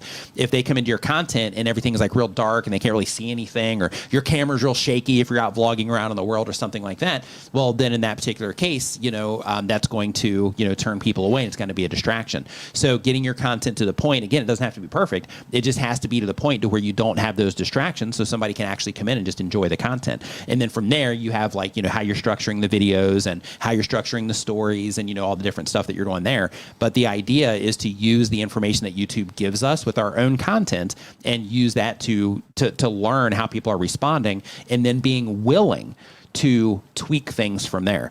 Because one of the big things that happen is people will upload videos to YouTube, and when they upload videos to YouTube, they just are like, hey, I'm just going to upload this, and and YouTube should promote my video. But in reality, you have to remember that if you're uploading something for you, then in that particular case, that's fine. You can enjoy it. But if you're uploading content for other people to enjoy, then sometimes that requires you stepping out of your comfort zone and having to change things and having to learn new skills in order to make sure that you can deliver content in a way that other people are going to enjoy it, right? So, but the first step though is understanding how people are currently enjoying it, so you can see what you need to work on first. So hopefully that helps. Do you have any additional thoughts on that, D? No, I was reading what Roberto said. Oh, okay, what do you say? He's chiming in and says, I don't agree with the platform behavior being platform consequences unless you're convicted of a crime. That said, outright scammers didn't get monetized. Logan Paul, for example. Yeah, it's selective. Like, right. Yeah. Let's see here. While changing content, is it necessary to private other videos? I'm not sure what you mean by changing content. If you mean by pivoting the channel, then in that case, it's not necessary to private the other videos, but it is good practice to think about, okay, if I'm going to be publishing this content on the channel and the people that are going to be coming into this new content, my old content has nothing to do with anything that they're going to be interested in, then in that particular case, it would make sense to just start a new channel, or you could private those videos and, keep moving forward with the current channel. Super chat. Thumbnails or titles, which is number one and why? I wouldn't say there's number one. Your packaging is the thing, right? So basically when it comes to your packaging, you have your topic of the video itself, because that also will impact people if they're going to click on it or not. So the topic of the video is important, the timing of that video when you put it out. So let's say, for example, you have a video that you put out about something that was made 10 years ago that not many people are using now. Well, in that particular case, the interest in that is going to be lower. So because of that, the timing is important. Next, when it comes to your, the actual thumbnails themselves, those are going to be the things that grab people's attention. It's the biggest thing. So, when you're sitting there and you're going through your mobile feed, those are the first things you see, and those images are the things that grab your attention and cause you to read the title. And then from there, your title needs to be compelling or at least informative enough to get people to come into the actual video itself. So I wouldn't say one is more important than the other. I would say that, the packaging itself is super important, because if you can't get people to click, then nothing else can happen, right? So because of that, your packaging from the outside is super important, because if you don't get good at packaging up your video, coming up with good topics that you're going to be talking about, that's super important, and then presenting those topics in a way from the outside to where it makes sense to people and helps them identify the content about something they care about. Like if you can't do that, then you're going to have a hard time getting people into the videos to enjoy the awesome video that you made, right? Yep, I agree. It's packaging, man. Yeah. It's the topic. It's everything working together. Right. Everything works together. Yep. Works together as a team to win the click. That's right. Yep. So now, I will put a caveat there. Once a channel reaches a certain size, it seems like titles don't matter that much. Like once you get channels like into the millions, you can just have titles that just say like oops. 14 million views. If it has somebody like recognizable on it, or something like that. Yeah. At a certain size, like Mr. Beast could put out a video tomorrow that has no title. But he would be smart enough to do something interesting in the thumbnail that would stop people on it. For sure. Yeah, PewDiePie has done that in the past. Just throwing that out there. Yeah. I'm pointing out when a channel gets to a certain size, I think it matters less. Jordan, Asmussen, I apologize if I'm saying that incorrectly, says, when releasing multiple videos, long form and a couple of shorts a day, does it make much difference whether you publish at the same time versus staggering them throughout the day? I would stagger them throughout the day. Also, remember that YouTube only sends out 3 notifications per day, so just keep that in mind in terms of notifications, going out. But yeah, so staggering them out and thinking about the time zones. So, for example, if you're trying to reach a very specific demographic, like for me, like I'll publish my videos in the morning over on the East Coast, so that because I'm targeting the U.S. initially, and then it will go out from there. So because of that, I publish early morning on the East Coast, and then that allows me to ride the wave, so to speak, as people are waking up and all of that stuff across the rest of the country. And even here when we do our live streams, same thing here. We start at 9 a.m. Eastern to give people time to be like awake, but then since we live stream for 3 hours, it gives us time to kind of cross over a little bit as well. Yeah, there's something else too in terms of just. But long term, though, it doesn't matter. Yeah, in terms of upload frequency in general, I would say that's something you're going to have to test out, because like audience fatigue is a real thing. Sometimes I just don't want to watch so much content from. Sure, but you also have like new viewers too. Sure. Yeah. Sure. Yeah. Just So test because it. of that, yeah. Yeah. Point was just test it out to see what works for you. Environmental Coffee House says if you get a copyright, but it's not a strike, and the creator allows you to use the material, will that demonetize the video? If they are allowing you to use the material, they won't strike you. So yeah. Yeah. To be clear, so there's a copyright claim and a copyright strike. A copyright claim is where the owner, who is the claimant, they have put a claim on any ad revenue that's made off of that video. A strike means that it's coming offline. It's done. Like you can't use this, okay? If you have permission and you get a claim, you can dispute that claim. There's a process to dispute that copyright claim within YouTube. That claim is then going to be sent back to the claimant. Now, it's important to understand that inside of YouTube's Content ID, for a lot of large libraries, they do what's called, it's like digital fingerprinting. So all of these songs are put into their Content ID system, all these fingerprints. So even though you've been given permission, it could still identify your song as being used, issue a claim. You have to dispute that, and then it gets sent back to the claimant, the owner. The owner thinks, oh, okay, I give them permission, and they can remove that claim. It's kind of a silly process, but that's how it works. Yarn Geek says, what is your best advice for answering comments, especially when there are so many but not enough hours in the day to answer them all? Great question, and this is something that content creators deal with. Like, there's going to become a threshold for everybody here. Oops, I just took that off screen. You want to put that back on there? Yeah, there's going to be a threshold where you're going to hit a point to where you're going to realize, like, man, I'm spending like tons of time answering comments. So because of that, YouTube does have the heart feature. They built it for that reason, so that you can go in and give hearts to like the shorter comments.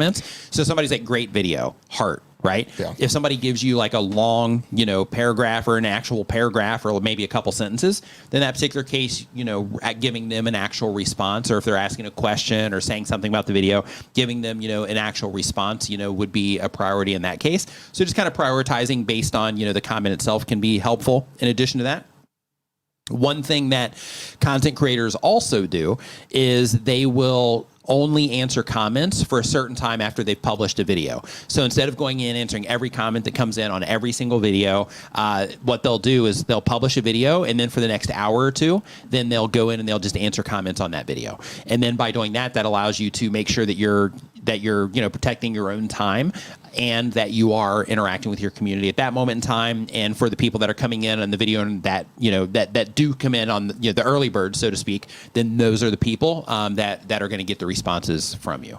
So hopefully that helps. So Lavilius, I apologize if I didn't get the name right, Pictures, says, can you dispute a copyright claim for fair use? You can try. So when you dispute a copyright claim, there is an option there to select that it's fair use, and that's going to go back to the claimant. And then they can say, oh, yeah, that's fair use, or they can deny that. The thing with fair use is this. YouTube itself cannot determine what is fair use. They can't do that. If you want to battle fair use, that's something that you're going to have to do in a court of law. But you can try. They do give you the option to say, this is fair use. That's sent back to the claimant, the owner of that, and then they can look at it and say yes or no. Yep. So that's and if they say no, then I believe you end up with a strike on that one. Yep. Yeah. I believe if you get that rejected, I think it comes back as a strike. Don't quote me on that, but I think so. And really quick for Dee's, information on the copyright stuff, let's get, if you're on a mobile device, make sure you're tapping on that heart a little bit there too. If you're on a computer, make sure you hit the like button, or you can hit the heart, your call. But Life Tumbled says, we just had a video go 10 times better. What should we do to keep the momentum going? Study that video. People responded to that video 10 times better than all the other content that you have on your channel. You that topically that resonated with people. It tells you that something about that particular video in terms of how you packaged it resonated with people. It tells you that when people are going into the video that they were having a satisfactory enough experience that YouTube is showing it to 10 times more people than the other videos that you published. So go in and study the heck out of your video and try to uncover how that video was different. So one thing that you can do is inside of your YouTube analytics, you can hit a compare option. So if you go into the advanced mode, pick your good video, and then click into analytics for that video, and then click on advanced mode up in the top right hand side of the screen if you're on a computer, and then you have the option in that same spot pretty much where the compare or where the advanced mode is, just a little bit lower, you have the option to compare to other videos. So if you click on that, then you can select one of your, poor performing videos or one at a time compared to each one of them and start looking for like, okay, do people click on this one more compared to the impressions? Do people watch this one for a longer period of time? That kind of thing, just so you can start getting an idea of how people responded to that one differently compared to the other one. And then also go into your traffic sources and start looking to see where people came from. So, for example, the video that did 10 times better, that video might have done better in recommendations, but it also might have been picked up somewhere and, somebody posted it on a website somewhere and that ended up driving traffic there. Or it could be that that particular video ended up showing up in YouTube search and then people were looking for things around that video and that video was one of the search results and people came in that way. It could also be that somebody shared it in a community tab or, something like that. There's all kinds of different things that can happen. So when you go into your traffic sources report, then it'll tell you, where the traffic has come from that video. And that'll also give you some more insights on, what could have possibly happened with that video. But the idea I'm trying to express is that you want to identify what happened to that video. Like, why did that video do better? And then from there, that gives you ammo in terms of, things that you can do to try to replicate it. So if it's like the structure of the video, if it's the topic of the video, then making sure you follow it up with something that would be topically of interest to the people that were interacting with that video. Also trying to make sure that those people that interacted with that video might be able to visually identify that the next video has something to do with that video. Those types of things are things that you can consider once you know why that particular video did better than the other videos. Two things here. One, Daniel chimed in, says you can counterclaim if you believe the copyright claim against you is abuse of the system. You just need to be ready to take it through the legal system. Yeah, that's true. Devin Stone covers this often. And Beaver Zero says something interesting. Listen, I've never seen this. Email me a copy of this if you have it. I've never seen it. And YouTube themselves has said that they don't determine fair use. Beaver Zero says that's not entirely true. YouTube will buck claims that are blatantly fair use. You get an email saying that they think it's fair use, so they denied the strike. I've never seen that. Yeah, I've never seen that either. Yeah, if you have one of those emails, yeah, that would come like me. After you dispute it. Yeah, after the dispute. Yeah, if it's something obvious, then in that particular case they might do it. But in terms of them just automatically shutting that off, unless I'm misunderstanding the thing. Yeah, unless I'm misunderstanding it, I've never seen that. YouTube themselves will say that they don't determine fair use. So if you have an email, please email it to me. It's my name at Gmail. Thomas Mathis says, I made 3 videos that did over 10K views in a row, but only 100 subscribers. What should I be doing different? So people are getting value from the content, but they are not, subscribing to the channel. So because of that, they're still subscribing, right? Like people are subscribing. So, just amplifying everything to increase the subscribers, if that's what you're trying to do, would be the thing. But also make sure that you're reminding people to subscribe in your videos. You can do that graphically or verbally. Verbally seems to be more effective. Also making sure that you build in the benefit first and then, reminding them to subscribe. That's also more effective. But when it comes to that, just make sure you are asking them somewhere in the video. You don't have to make a production out of it. You don't have to interrupt their experience, but just try to find it. Try to find a place somewhere in the video for the people that are engaged in it to where you can just nudge them or remind them to subscribe to the YouTube channel. That's effective. In addition to that, you've had the videos go over 10,000. Make sure that your channel page is also set up properly so when people go there, they can easily find content broken down into sections. Also, make sure you're publishing consistently because the people, for the people that are like really, protective of the channels they subscribe to, if they go to your channel and they see that you're not publishing that often in that particular case, there's no real reason for them to subscribe because they can't count on you for content. In addition to that, if you have a bunch of content in your channel that isn't relevant to them based on you not being niche specific and your new videos are, then in that particular case, that can also cause that. But basically just look at what it is that you're doing and think to yourself, okay, how can I express the value that we have for this channel? Most of us will do that through designing a value proposition for our channel to where we essentially say, this is what we do on this channel. And by doing that, it helps you add clarity to what it is that you're doing for yourself.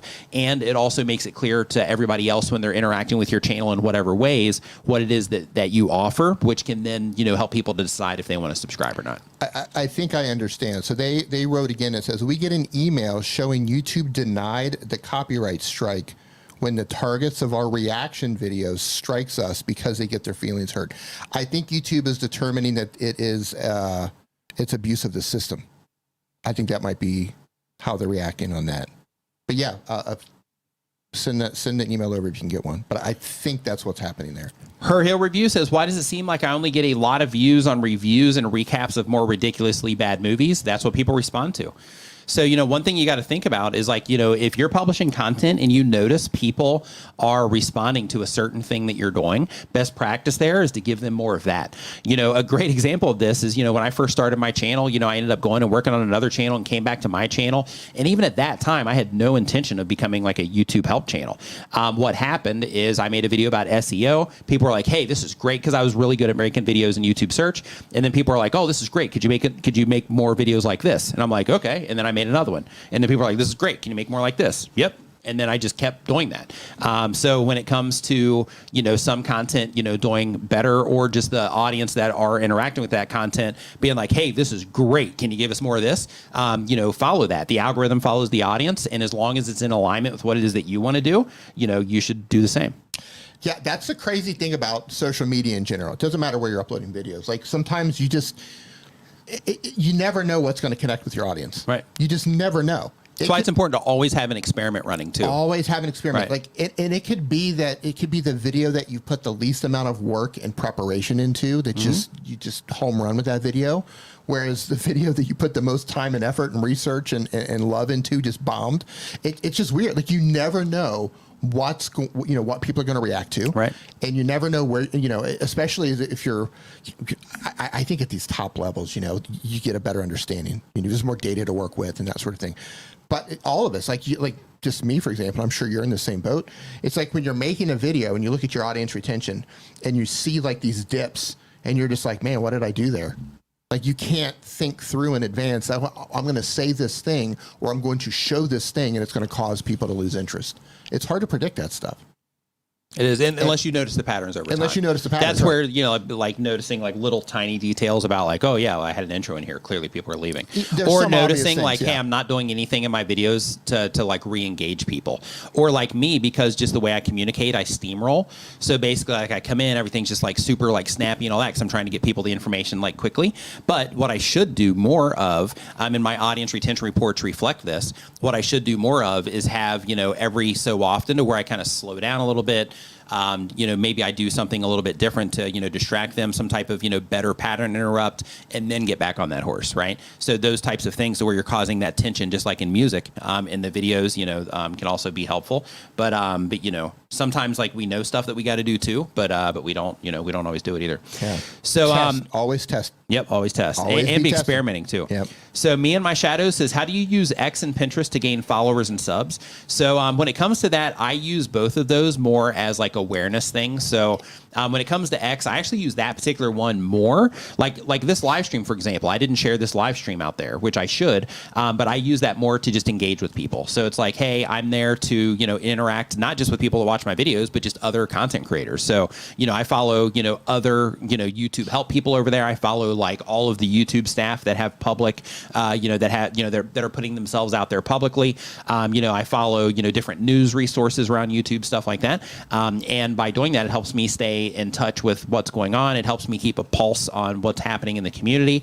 And it also gives me, insights on stuff. Sometimes I'll hit somebody's Twitter thread or whatever, and I'll be like, huh, that's interesting. Never thought about that, or never tried that, or never, experimented with that or whatever. And you can just gain a lot of insights that way as well. So, everything isn't always, and I know this sounds crazy, but, everything isn't always about just like, hey, how can I use this to get more, views and subscribers?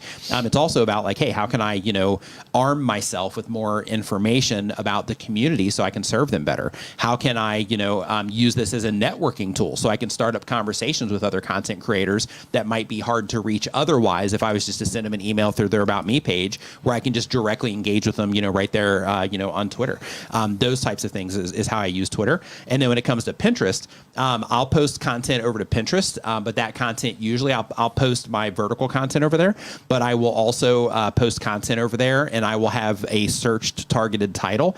And sometimes those posts also come up in YouTube search. So then what that can do is that can put you in a position, as long as your content type supports it, that can put you in a position to where, you have a YouTube video that you have targeted for search, and that can show up in YouTube search, and it can show up in Google search, and it can show up in Bing and Yahoo and any place else that shows video results. And in addition to that, you can also have your Pinterest post of that same exact video that can show up as well. So it basically gives you the opportunity to increase the places or the amount of links that you have on those pages. And sometimes you'll just have the Pinterest show up, but your other stuff won't when it comes to the like Google and stuff. So because of that, it's just one more thing that you can leverage to bring people into what it is that you're doing. When it comes to X, what's your thoughts on XD and how you use that as a content creator? Yeah, so let me put this out there. And who were we talking? We were just having this conversation a couple of days ago, and I don't remember who we had the conversation with. There is an account on X right now. For those of you who don't know, X is Twitter. Is Twitter. Elon Musk rebranded it as X. So Elon made the algorithm there open source so people can read it, and obviously people have been tearing through it. And one of the accounts that have been tearing through the algorithm over there, his account name is NFT God. He's noticed some really interesting things, and he highlights the code. Who do we have this conversation with?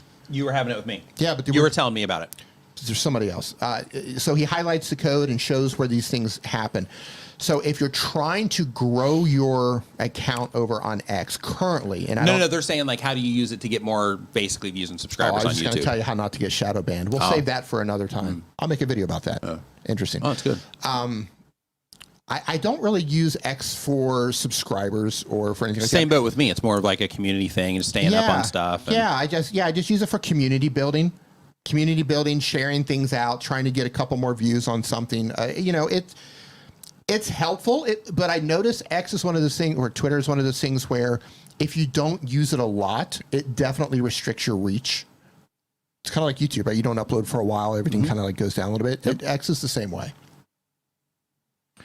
My C Prince says, Nick, to do with layout of playlists, I filmed a couple of long videos about wind turbine repair, but also shorter 10-minute videos on each aspect. How should I put them in a playlist? So you can have your longer videos in there, but basically taking those 10-minute videos and putting those into a playlist based on the order that somebody would watch them in, as long as they're all directly relevant to each other, is what you would want to do in that particular case. Make sure that if your entire channel is about wind turbines, then make sure that you are, taking that playlist and you're adding it as a section to your channel page as well. So that, people that come in on the turbine content, if they don't enter through a playlist, that once they hit your channel page, that they can, see that playlist there. And also make sure that you have a link to that playlist and a pinned comment of all of the videos that are in that playlist. And make sure that you also have a description link in all of your videos that are in that playlist as well, so that you can drive people into that playlist in addition to them interacting with the video content itself. Yeah, I'm going to go ahead and say this because I'm not going to make a video about it, but just two things really quick.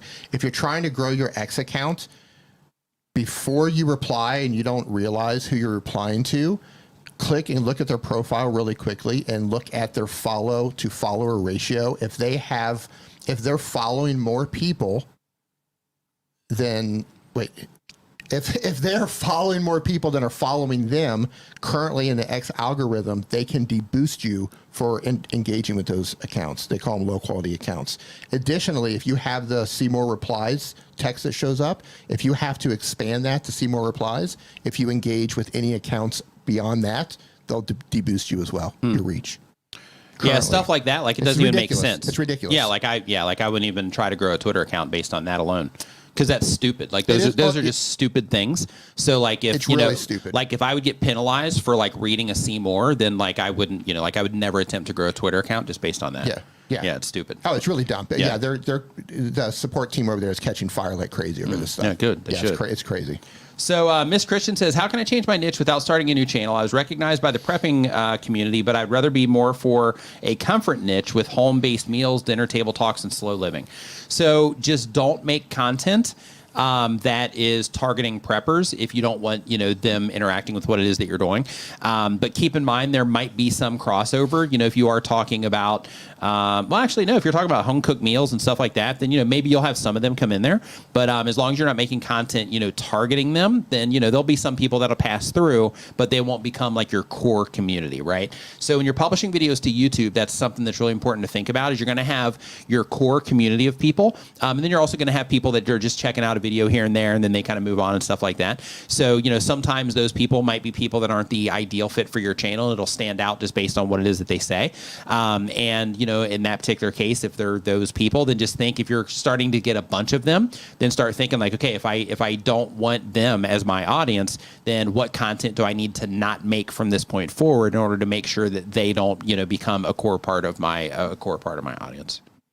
Yeah, I put that back up for a second. Put that question back up. I did. So you were recognized by the prepping community. Mm-hmm. I would bet that there's going to be a lot of crossover.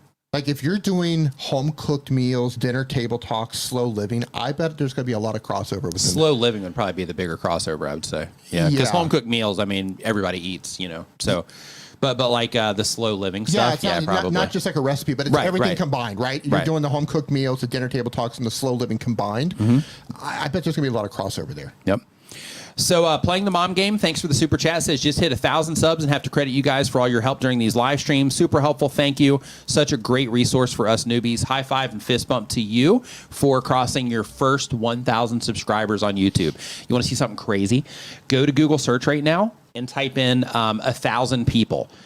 And then just see the images that pop up there. And for whatever your subscriber count is, if you go there and you're like, hey, what's 10,000, people look like and stuff like that. It's just a really interesting perspective to be like, man, I've had this many people that not only watch the videos, but they enjoyed them enough that they're going to, subscribe to the YouTube channel for it. It's pretty cool. Like at certain thresholds, you start getting to the point to where it's like, wow, I've had more people watch my videos than fit into like the stadium in my local city, like the biggest stadium in my local city and things like that. So it's pretty cool. So, looking for those types of things is always just kind of inspirational, right? Because you're like, wow, 1,000 people, it's like a lot of people. So it's pretty cool. Super chat.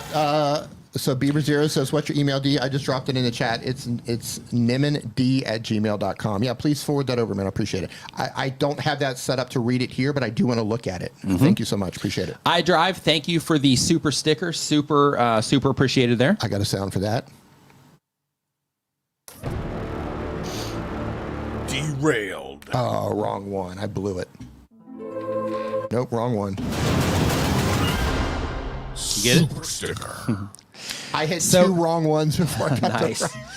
So that's another thing that's a bonus with the new Rodecaster. Can you put icons on it? No, like you can write out this is what it is. So like for example, you have like as part of the display, you'll see like it'll see it right here. Yeah, like it'll be like thanks. It'll be like you can put the text where you can actually see like what it is. Yeah, it does it based on the file. You might be able to rename them, but yeah, it just gives you that visual. And then as you're tapping through the different pages, then you can see everything you need to see. It's pretty cool. If you could choose one metric for your channel, which would you consider as your MVP analytic to guide future content? Your audience retention reports, because as a content creator, you have to be able to make good videos. You also have to be able to get people to click.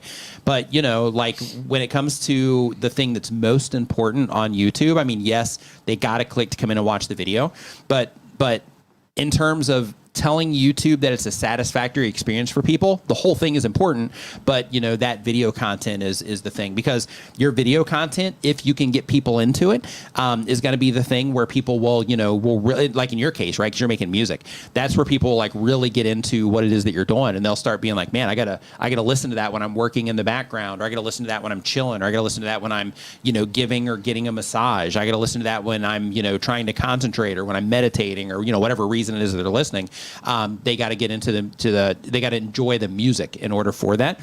So one thing that you could do as a music channel, if you chose to, is, you could also use your audience retention reports as a way to identify the areas in your music that need work also.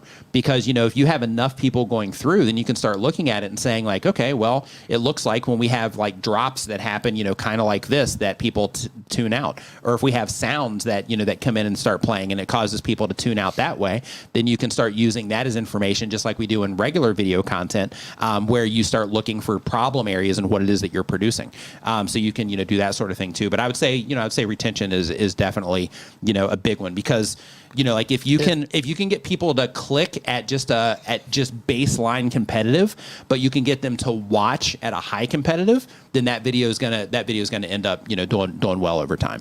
Yeah, I would also say audience retention, but I also add, because you're a music channel, I think music is tough because it is.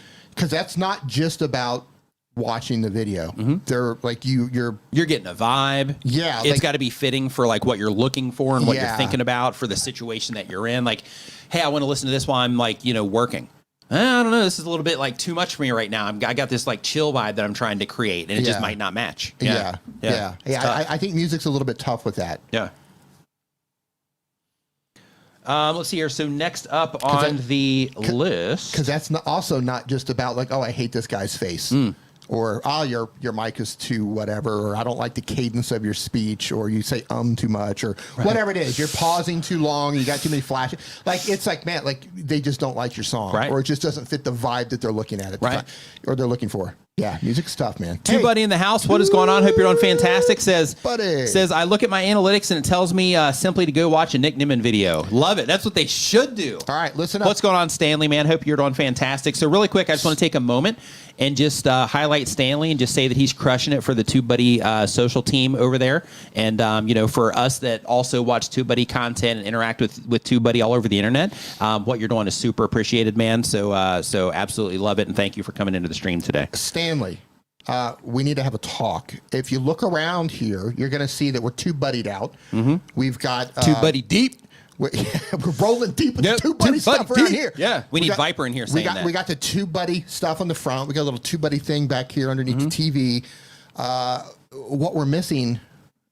I've got a TubeBuddy cup at home, but just one. But I don't. Yeah. But I don't. Yeah, so you mentioned... a TubeBuddy cup is what I'm trying to say. Yeah. And I'm going to get very specific here. Okay. I don't want a black one because it's going to blend in. Okay. I don't want a black one. All right. It should be either white. Okay. Or it should be gray. Okay. So it's not too much. Like if it's yellow, then it's going to stand out too much and it's not good. Yeah. And I'm perfectly fine with having two different types of beverages here. Well, actually, we had mentioned about me bringing over all the cups that I have, because I've got like a big stack of cups. I've got Doug's Value First cup. I've got stuff from StreamYard. I've got stuff from TubeBuddy. I've got stuff from Live View. I've got like all kinds of stuff. Yeah, we can just line the whole top of it over there and give us more stuff that we can hide back here. Or stuff to shoot at. Stuff to shoot at. Yeah, stuff to throw things into. We could have like a ping pong game that we play. Yeah. Pong on the put little numbers on it where people win stuff, like, based on the cup. That'd be fun. Do you have a white TubeBuddy cup? I do. Yep. Okay. Stanley, you see how we just worked that out? Yeah, we just worked it out, man. You don't even have to do anything. We got it covered. Yeah, it was great. All right. Now here's what we don't have. We don't have coasters. Ah, there we go. We don't have TubeBuddy coasters here to put the TubeBuddy cup that Nick is going to bring. He's going to forget the cup. I will. See, he'll forget the cup. I've been forgetting stuff. I've been meaning to bring puddles over here as well. I've got a StreamYard stuffed animal that I've been meaning to bring over here, but we got the cup though. We have the mallard, and we got a shirt. I don't know if that helps. We have the mallard. We also have here the Wakefield. Yes, the Wakefield. We do not have the Buddy. Yep. Not yet. Not yet.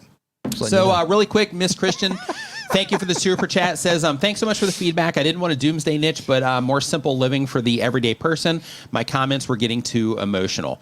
Yeah, so basically just looking, if you're trying to avoid that, just looking at the comment that is attracting, the audience that you're not looking to build, and just, kind of not doing much of that, into the future. Let's see here. So we are on this. Hello.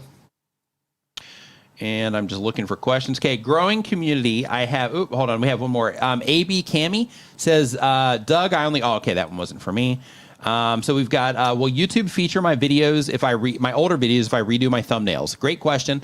So if people respond differently to your new videos. Like, for example, if you change your thumbnail and you change your title, it's going to cause people to respond to those things differently. If they respond better, then it will be beneficial for the video. If they respond poorly, then it will actually hurt the video.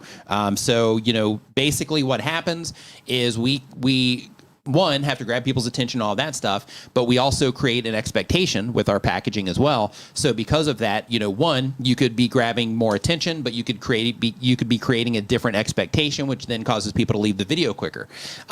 In other cases, you could create an expectation that is in perfect alignment with the video, and it causes people to watch the video for a longer period of time and respond to the video better overall when it comes to people clicking on it. So yeah, so when it comes to updating your thumbnails and titles, it can definitely cause a difference, but that difference is not always positive. Kev Goes, what's going on, Kev? Says, growing community, I have 476 subs. What advice do you have for start growing a community within the YouTube platform? So the very first thing when it comes to growing a community on YouTube is first just getting clear on who it is that you want your community to be.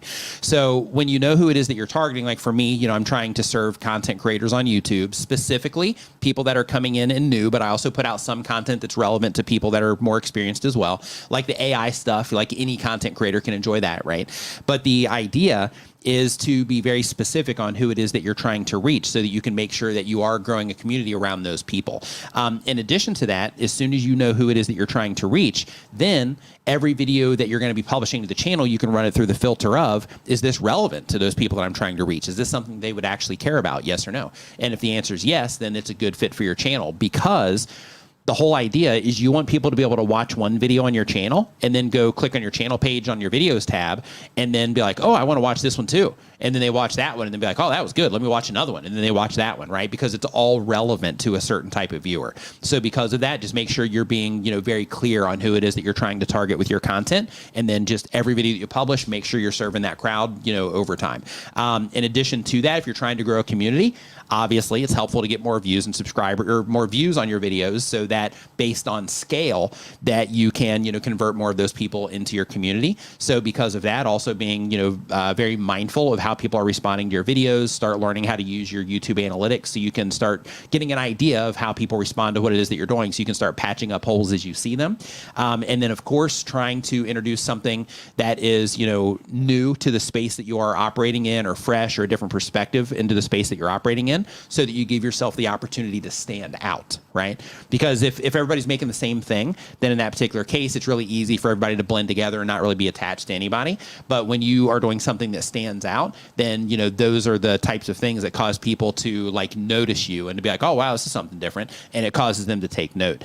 In addition to that, things like, sharing opinions, and, you hear me and Dito on that, during these live streams and stuff, but, sharing opinions about things so people can start to resonate with you that way as well, to where, if you're sharing an opinion about something, you're going to have some people that are going to agree with that opinion, and they're probably going to argue in your comments with you about it. And then you're going to have some people that are also going to align with, the way that you think. And then you're going to start creating that situation where it's like, oh yeah, I'm going to start watching this person because this person's a lot like me in terms of, the way they view the world, or what it is they stand for, their opinions about, certain things. So that can also be something that's really helpful when it comes to growing a community. But at the very top of all of it, though, making sure that every video you publish is getting in front of, that target viewer that you're wanting to grow a community around, is the most important thing. And then everything else can be figured out later on, but the very first thing is get in front of the right people. So next up, we've got Captivating Cat says, I'm developing a website for people to find out more information about when I'm streaming and adding merch, etc. What things are a must for a streamer's website? So first, keep in mind that when you're making that website for people to stay up to date with what it is that you're doing, those people are going to have to know your website, and they're going to have to care enough to want to visit your website in order to check it out. So because of that, just as a heads up, build your website, because it is something that you can use that can come up in search as long as you're, optimizing your content that you're adding to it and so on. It's also a place where brands can go to find out more about you. You can add very detailed information and videos and stuff like that if you want to make it easy for people to find more of the other things that you're into. However, when it comes to notifying people that, like, hey, I'm going live, or notifying people about merch that you have or whatever it is. Using your community feed for that, scheduling your live stream is good for that, so that people know in advance based on YouTube recommending your video to them. In addition to that, having your presence on other social media accounts so that you can say, post on Twitter, hey, I'm getting ready to go live, come hang out. Posting on Instagram, hey, I'm going live here, in just a little bit, so make sure you come check me out. Those types of things. They already have built-in traffic, and people are already interacting on those platforms. So if you leverage them, then in that case, it gives you that opportunity to pull people in that are already, online. But when it comes to you doing all of that just on a website, you just have to make sure that you're thinking about, like, okay, well, how am I going to get that website in front of people? Like, I'm doing this so that I can get my videos and live streams in front of people, but that just creates one more thing that I have to make sure that I'm, trying to get people into, so that, they can know that I'm going live. So you might be doing something different to where on that website, maybe you're driving people into like an email list to where they can get notified that way and those sorts of things. However, when it comes to the website itself, though, it doesn't have any like real built-in traffic. So because of that, I would definitely make sure that you're also leveraging the other social media, platforms. But in terms of things that are a must, so, some information about you. If you offer any types of services, then that type of thing. If you're going to be doing partnerships, then you optionally can have a partnership page. Some people do that. Having a contact form where people can contact you for whatever reason. Having links going to stores or other, resources that you have for merch or anything else that you offer. Those types of things are important. And then obviously having something to where people can find you across all of your social media accounts. That's also important. So you can use something like TubeSpanner for that. As an example, they have a social bio tool to where it's designed for content creators. So you can embed videos and all kinds of stuff like that. But basically what you do there is, and since you have your own website, you can just save yourself the work and do it this way. But basically if you use TubeSpanner, then they give you the link tree, essentially is what it is, where you can embed videos and all that into it. And you can have links to all of your other social media accounts. But since you have a website, then you can create a redirect in your htaccess file, and you can actually send it to where when people hit a very specific thing, like right now in my description, if you go to, if you hit the link there, it's basically nicknimmin.com/bio. If you click on that, it's going to take you to my page on TubeSpanner that has all of those social links. It's got a video there, those types of things. So, you do have those types of services as well, but just having, if you want to build it, you can, but having those types of things to where you're, just making it easy for people to find more of what it is that you're doing. It's a good question.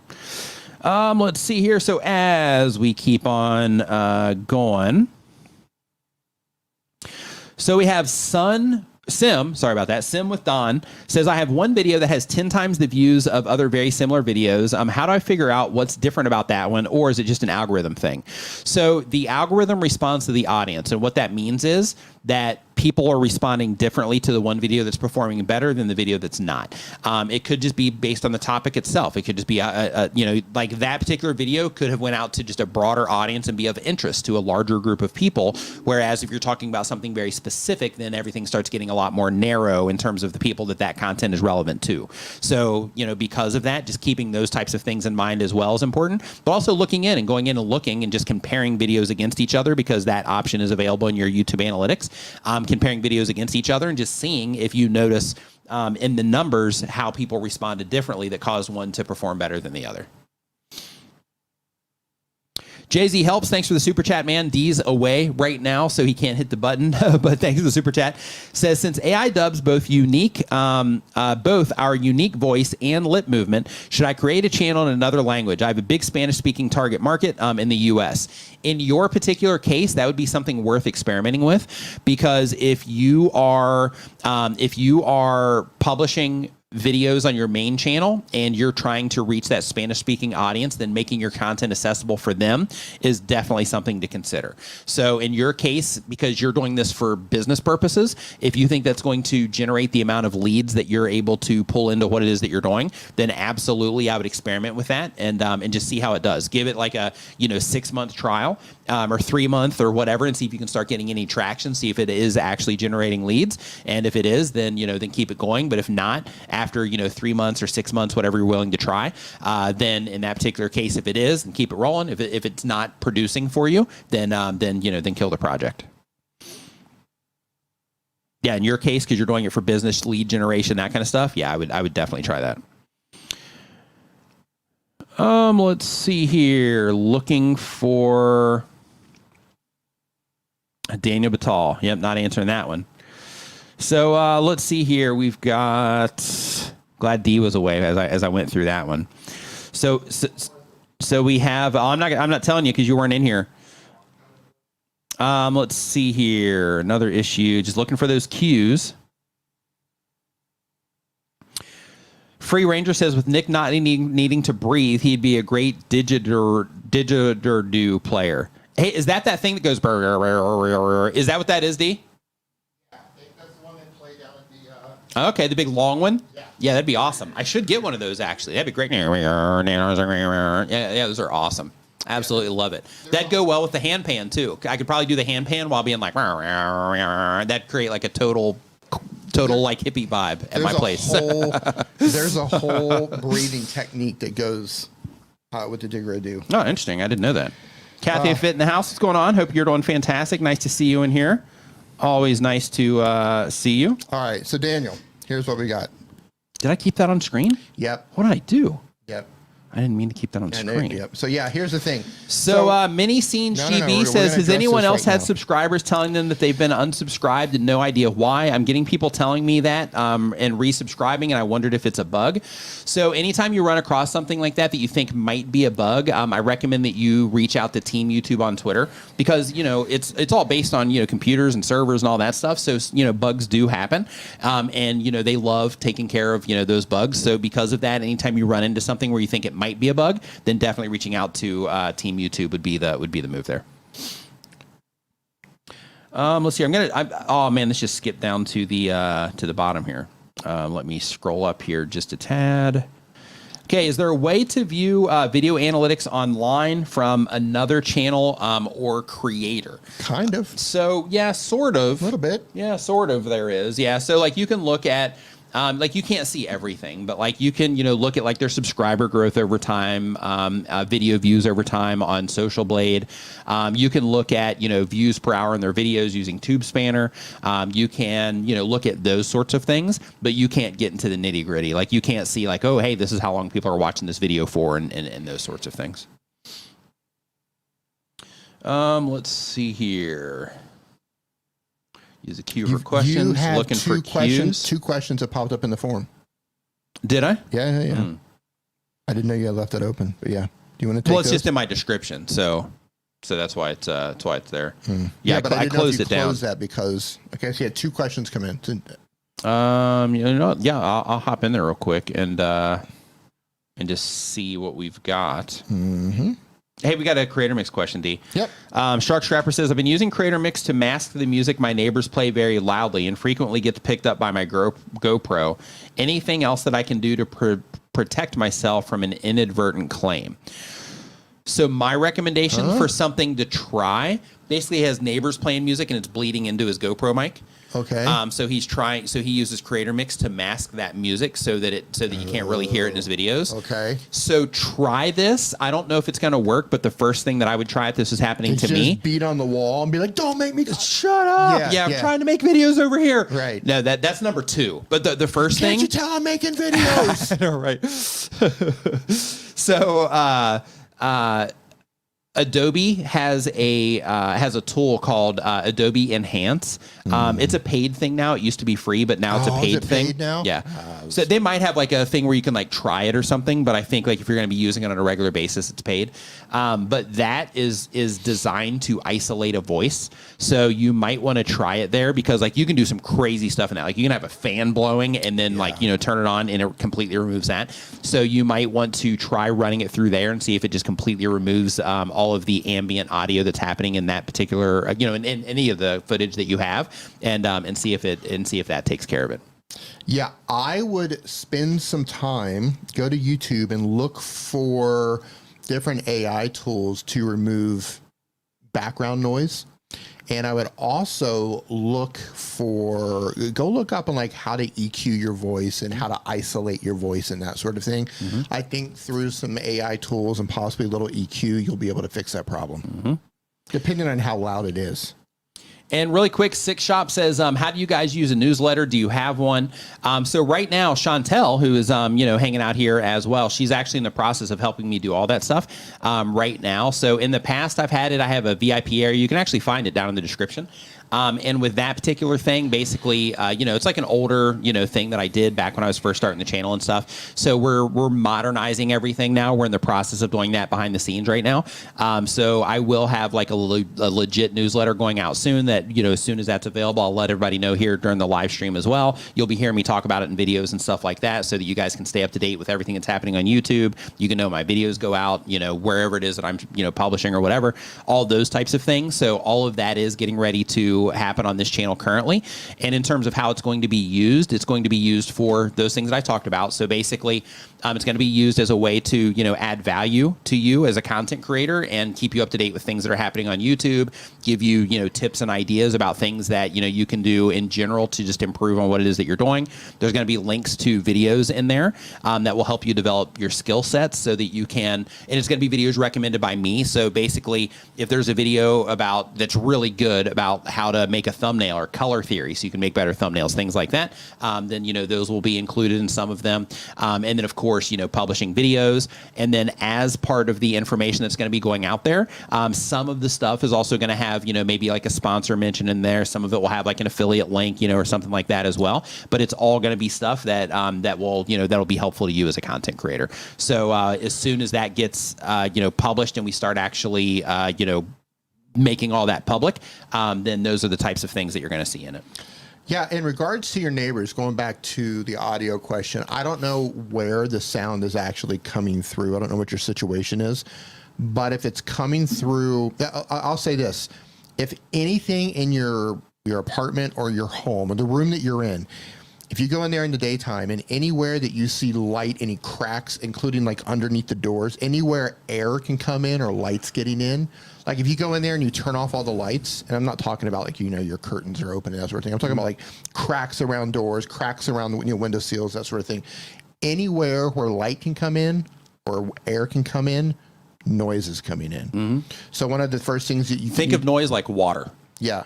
Like if air can go through a crack, noise is coming through that crack. So one of the things we had to do here, because we're directly under the airport jet path. So planes are landing and taking off here on top of this building, and we're right next to a really busy road. When we first moved in here, it was pretty chaotic. Mm-hmm. So when we sealed up around all the doors, you can get like the weather stripping. Weather strip your windows, weather strip around your doors. They make things that go underneath your doors to stop the airflow and to stop bugs from coming in and that sort of thing. Do all of that. You're going to eliminate a significant amount of noise coming into your room. Mm-hmm. But if it's coming through like the wall because you've got like drywall or something, yeah, you're on your own there. So the next question that we have, I'm actually pulling this one from the forum, so we got a couple of those, and then I'm going to close the forum completely because all the super chats. Caught up? Yeah, I'm going to do those right here in a second. But Build with Mooney is the question, and they have been on YouTube for less than a year. They do woodworking and more. The goal of the channel is to share and teach. The question is, my last 3 videos were made after studying Daryl's book, Why YouTube Formula, and what is a realistic percentage to try and get from suggested traffic? 50%, 5%. My numbers are getting better. Thanks, Nick, for all you do. So when it comes to realistic numbers to try to get from suggested traffic, it's going to be different for like every type of channel, and it's also going to be different based on like how people are responding. So, typically, the majority of your traffic is going to come from like browse features, or it's going to come from search. If you have like a search-based channel to where you're intentionally going after YouTube search, then that can become dominant.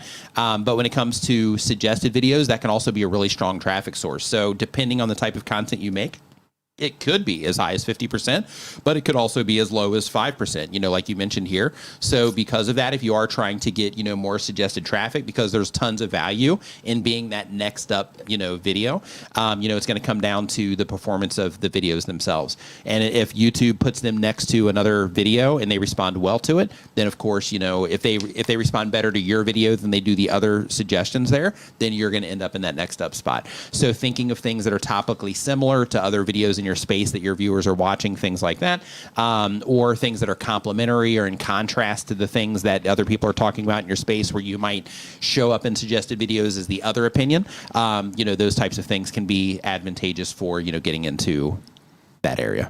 Wow. So he's in an industrial park, and he says they all have roll-up doors in a steel building.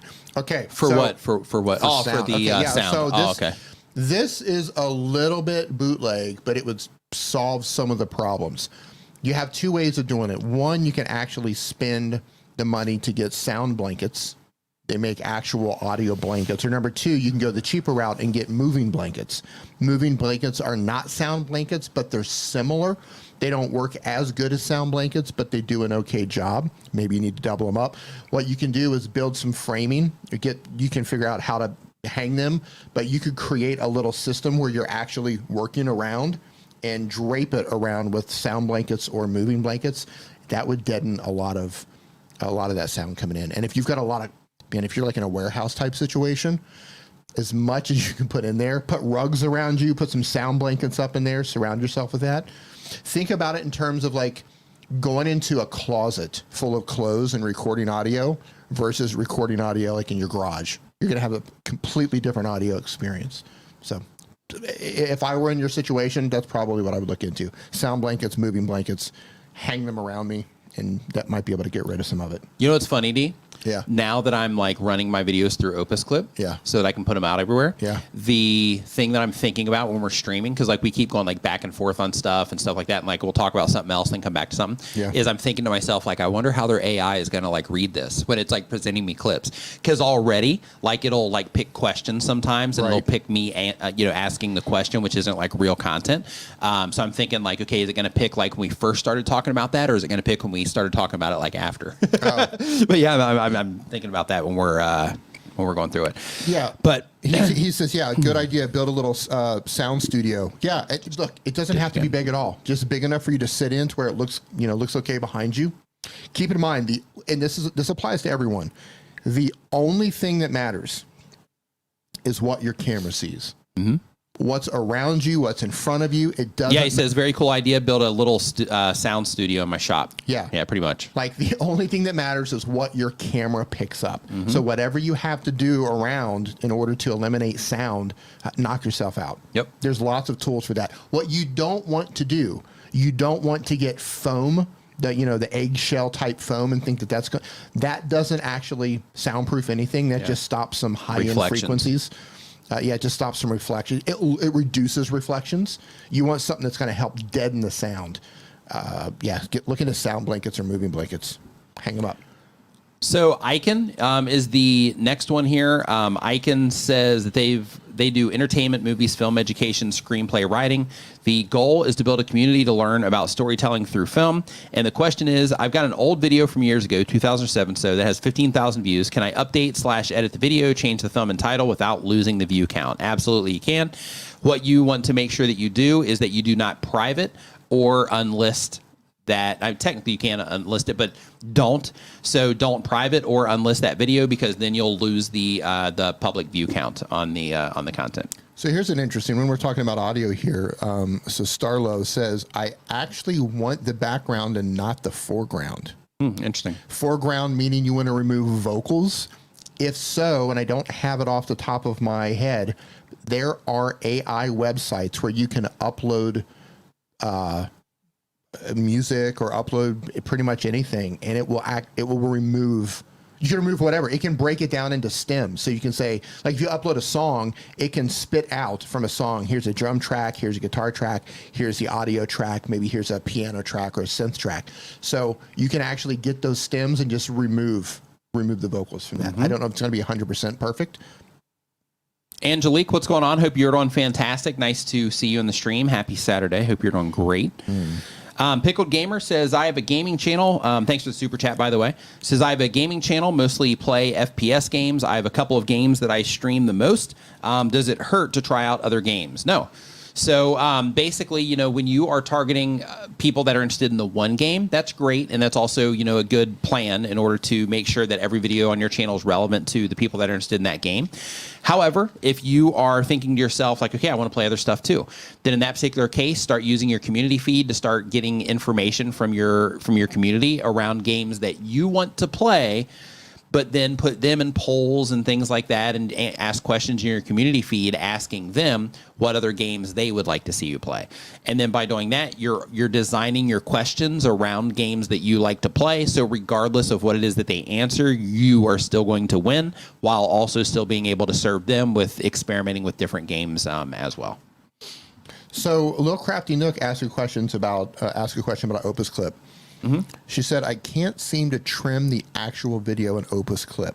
It will trim the words and give me an option to split, but it won't cut out the end like I want. Have you have any tips for that? Yeah, so there's an end also. So basically when you go into the editor inside of Opus Clip, what it does, and just for those of you that don't know this, Opus Clip is the tool that content creators are using now to take your long form content and then you drop it into Opus Clip and then it will give you, like if it's a short video, like 10 minutes, it'll give you like 7 or 8 different clips that you can upload into YouTube Shorts or onto other social media platforms. It will also take live streams like this one, and I'll be able to put this 3-hour live stream in there and it'll give me like 40 something clips that I can use. I'm currently uploading them over to my extras channel, but basically, and Chantel actually just dropped a link. I have it down in the description too for Opus Clip, but basically with there, when you go into it, you have the option because their AI will isolate different parts of the video that it thinks are the most likely for, you know, the short form content,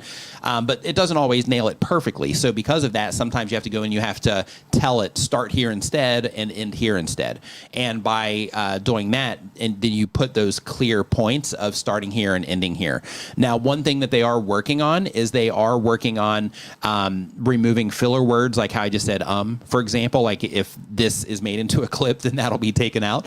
But they're working on that. They're working on adding automatic B-roll into there. So if you're talking about something, it'll automatically show that. All kinds of really cool things they're doing. They've also made it recently to where, in addition to vertical, if you're somebody that wants to upload 1x1 square content up to LinkedIn, if you're a LinkedIn user, then in that particular case, you can also repurpose your videos that way. But really cool. You can check it out. You know, if that's something that you're interested in terms of getting your content out on other platforms without a lot of work, Opus Clip is a great solution for that.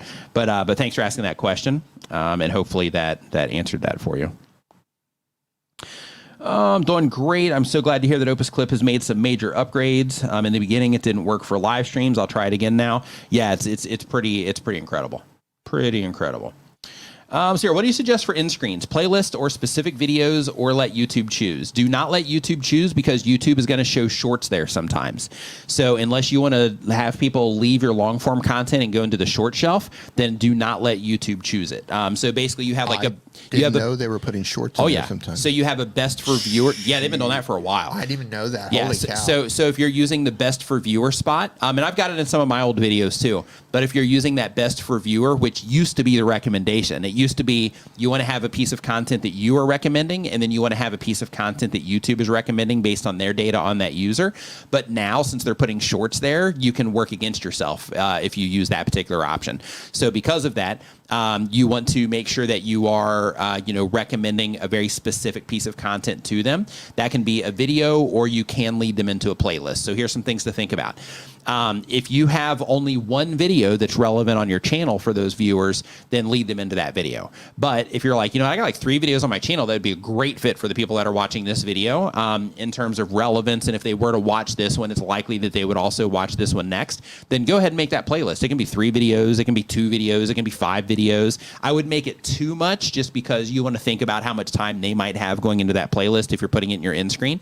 But basically put together just like a small, collection of videos that would be relevant to that viewer, and then link to it in your end screen. And the benefit there is if they're on like a desktop or even on a mobile, when they go in there, then the content that's going to be prioritized that they're going to see, elsewhere on their screen is also going to be your content, which is a benefit. So in addition to that, when they come to the end of the first video, it's going to automatically default them into that second video, and it's going to automatically default them into that third video, and so on, instead of defaulting into the next up, which will then, send them either into your content or to somebody else's content on the platform.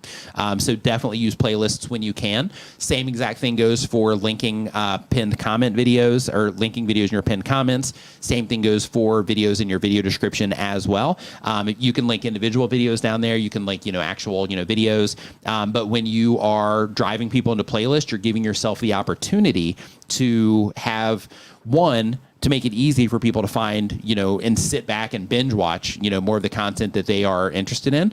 But you also are giving yourself the opportunity to connect videos to each other in terms of, wow, people typically watch this video and they watch this video and this video, and the system detects that. And if that happens at scale, then you're also increasing the likelihood of YouTube recommending those videos next to each other, even if people are not watching them in playlists. So because of that, it can be very advantageous to make sure that you are driving people into playlists instead of anything else. So this is really interesting. So I was able to get that email that was sent about fair use.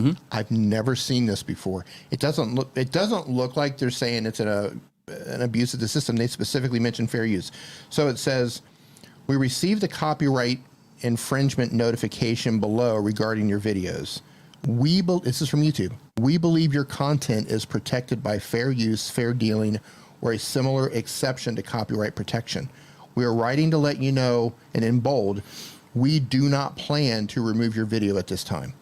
Nice. You have control over the availability of videos on your channel, including the ability to delete them if you choose. I've never seen that Nice. Will you screenshot that and send it my way? Yeah. Thank you for sending that. YouTube themselves specifically says that they do not determine fair use. And they've recently said that. I'm amazed that they're... Yeah, send it to me. I'll get feedback on it. Yeah. And just kind of see what's going on there. Yeah. That's interesting. Thank you. So Memory Styles asked a question here, says, I have a video that hit 1,000 views in 3 days and now not so many views. What could it be, and what do you think views, and do you think views will pick up again in the future? So that's absolutely something that happens. So, the immediate performance of a video doesn't always, dictate how it's going to do over the next 90 days or over the next year even. So because of that, getting attached to the initial performance of the video, like, it's important to pay attention, but in terms of, like, if a video doesn't perform, 1 out of 10, so to speak, don't get too attached to that and just think about it like, okay, let's just see how it does over time.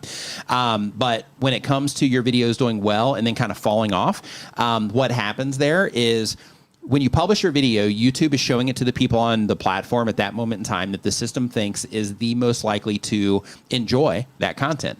So because of that, they're showing it to people that are, they're looking around at that topic. They're watching other videos on that topic. Maybe they're interacting with your channel and they're highly engaged in what it is that you're doing. So it's testing it against them, those types of things. So because of that, when you first publish your video, the people that are seeing it are the people that have the highest likelihood of engaging with that content.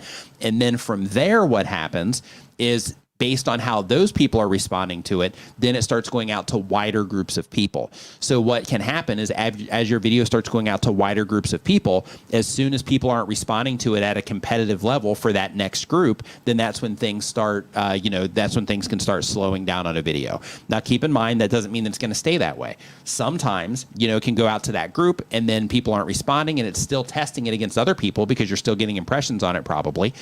So they're testing it against other people, but then if other people start responding to it, then you can start to see spikes coming back, or you can start to see, activity coming back on those videos as well.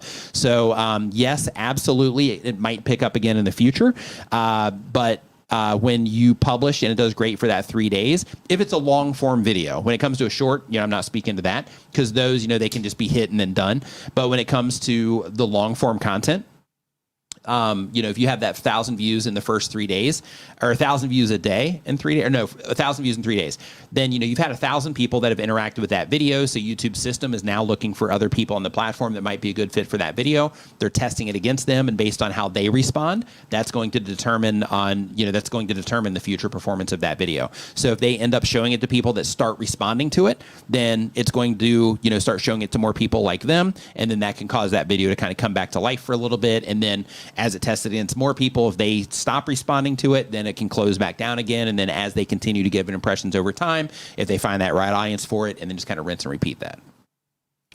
Yeah, so I think this email was also sent to you, so I think you have a full copy of it. Oh, okay, nice. So there's a couple back and forth, but they also state that they say, we are concerned that your copyright notification may not be valid for some of the videos identified in the notification. Oh, so basically saying that they think that it might be somebody fraudulently using the tool. Yeah, I just skimmed through it, so I think that could be how they're making that judgment call, is that they're thinking that it's not a legitimate claim. Oh, okay. That might be why they're making Interesting. that. Yeah.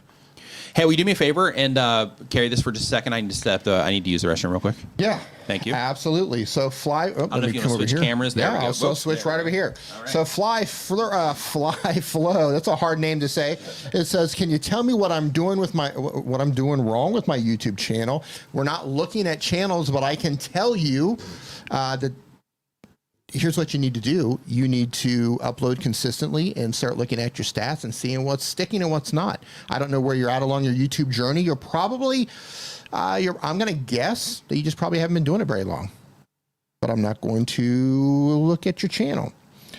Moving on through here. And by the way, thank you for sending that email regarding the fair use. It looks like it could have to do with the content, not YouTube saying like, yeah, we don't think these are legit claims. But I'm going to dig into it. You sent me a huge email. I'll go through it later. I'm going backwards here to see what there's any questions. Moving backwards. Hey, Ron, how you doing? Didn't see you sneak in here. Let's see here. I haven't used Opus Clip yet. I have not used Opus Clip yet. Nick has been telling me repeatedly, almost daily, along with his emails or as long as his messages, to say, I'm getting almost to 900,000. He also says I need to start using Opus Clip. I think when I start uploading again, I need to use Opus Clip. He swears by it. Did you already answer a question for Midwest ghost hunters? I'm going to answer it anyway, just in case he didn't. I don't know. He says, question, I want to rework some of my older videos that are no longer getting views, mostly reviewing the fluff. Will this be considered duplicate content? Should I unlist the original? Did you answer that one already? What was it? It says, it's from Midwest Ghost Hunters. It says, I want to rework some of my older videos that are no longer getting views. Mm-hmm. Did you answer that one already? No. Knock yourself out. Just put it on the screen. Yeah, I see it too. Says, I want to rework some of my older videos that are no longer getting views. That's funny. That's where my screen is paused. It's so funny that you pulled that one out. Yeah, I was reading the email when you were going through all that, so I didn't know. Yeah, it says my older views that are no longer getting views, mostly removing the fluff. Will this be considered duplicate content? So I want to rework some of my older videos that are no longer getting views, mostly removing the fluff. So basically what you're saying is that you're going to delete the videos that are currently there, and then you're going to re-edit those videos based on, you have a better understanding now of your audience, things like that, and then you're going to republish those videos. So if you delete it off the platform first, and then you create an entirely different experience for people through the editing that you're doing, not just like, hey, let me add a different intro, but like, you create a different, piece of content and re-upload, based on the footage and all that stuff, then in that particular case, when you upload that, you should be fine. When it comes to the originals, completely delete them from your channel. Like, don't unlist them.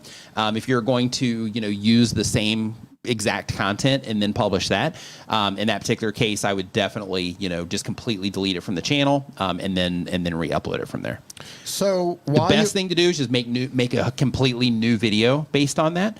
So basically saying like, hey, I learned a lot since I've made that video, so let me make a new one, with my better skills now, and I have a better understanding now. Just make something completely fresh, and then that way you can leave the old one up there. You can also put a pinned comment. You can use an end screen. You can also use a YouTube card directing anybody that does interact with that video towards the newer one. And you can also use that as a way to kind of send some people forward for anybody that is, interacting with that. But you're saying it's not getting views anymore. So, because of that, you might want to just make a new one. Go ahead. So when you first walked away, the first channel that I noticed here in the chat was my channel called Fly Flow. It says, can you tell me what I'm doing with my YouTube channel? And it said, we're not looking at channels, so I'm not pulling up the channel. But while you were speaking, I was just curious, and I looked it up. So I'm going to give you some quick advice. I'm not going to put your channel on screen. Your channel, and by the way, you've been at this for 2 years, so that's cool. Number one, you need to upload more. You need to upload more. Like your last upload was a month ago, okay? But most importantly, you have no direction at all with your channel. You're uploading the most random pieces of content. And if you were a new channel just getting started, you're trying to throw a bunch of stuff up on the wall to see what sticks, to lean into a direction, I'd say, okay. But you've been going for 2 years, and every video is just as different as the next one. So I would try to think about what your channel is really going to be about. Think of it this way. If I came across one of your channels. Let's say you have your latest video is ranked fast food chains. So you did a ranking, or you talk about a ranking of fast food chains. Let's say YouTube suggested that video to me. I'm like, oh, I'm going to watch this video. And I clicked it and I watched it and said, oh, I like this creator. I'm going to go see what else he's got going on. And then the next video you hit me with is something like Grandma Almost Dies, or I went to an open house, or I gave my room a makeover for school. I'm going to say, yeah, I'm not really interested in those, right? So they might show me one of those. Maybe they'll even show me two of those. But what's going to happen is if I watch that first video or any of your videos, and then I stop watching your videos because I'm not interested in them, right? I was interested in the fast food video. And by stop watching, for clarity, you mean that YouTube recommends them to you and you decide not to click on them? Is that correct? Yeah, like I watched the food ranking and they show me, well, here's this guy doing a school makeover. Okay, I'm not interested in a room makeover for school. Skip. And then maybe they show me another one later. Grandma Almost Dies. Skip. What happens is those are negative signals sent out to YouTube. The more people do not interact with your content, it reduces the likelihood that YouTube is going to keep recommending your content to me. So in terms of trying to find a niche, think of it in terms of you want to give YouTube every possibility to continue to recommend your videos to people. So if you had something about ranking fast food, like your last video was, and you had another video, something about fast food that I was interested in, maybe I'll watch that. And it's a positive signal going to YouTube. Versus negative signals where YouTube's going to say, okay, this person watched one video, not interested in the channel, and your channel is just going to disappear. That's why a lot of times we subscribe to all these channels. How many channels do you think you're subscribed to?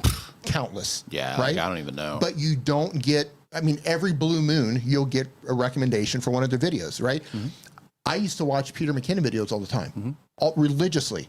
Yeah, I don't think, at least not that I've noticed, because I might have been recommended, I just might not have seen it, right? Like it might not have stood out, right? But yeah, I haven't gotten recommended stuff in a long time. It, and I love Peter McKinnon. It's just that for some period of time, and I don't know when that was, I didn't watch his videos for some reason, for whatever reason. Still subscribed. YouTube probably showed him to me, and then noticed that I didn't click on him, didn't watch him. So guess what happens now? I don't see his videos anymore. Now you see bear content instead. Yeah. Now they're like, hey, here's a picture of a bear getting close to a photographer. I'm in. Right. Yeah. They don't show me his content anymore.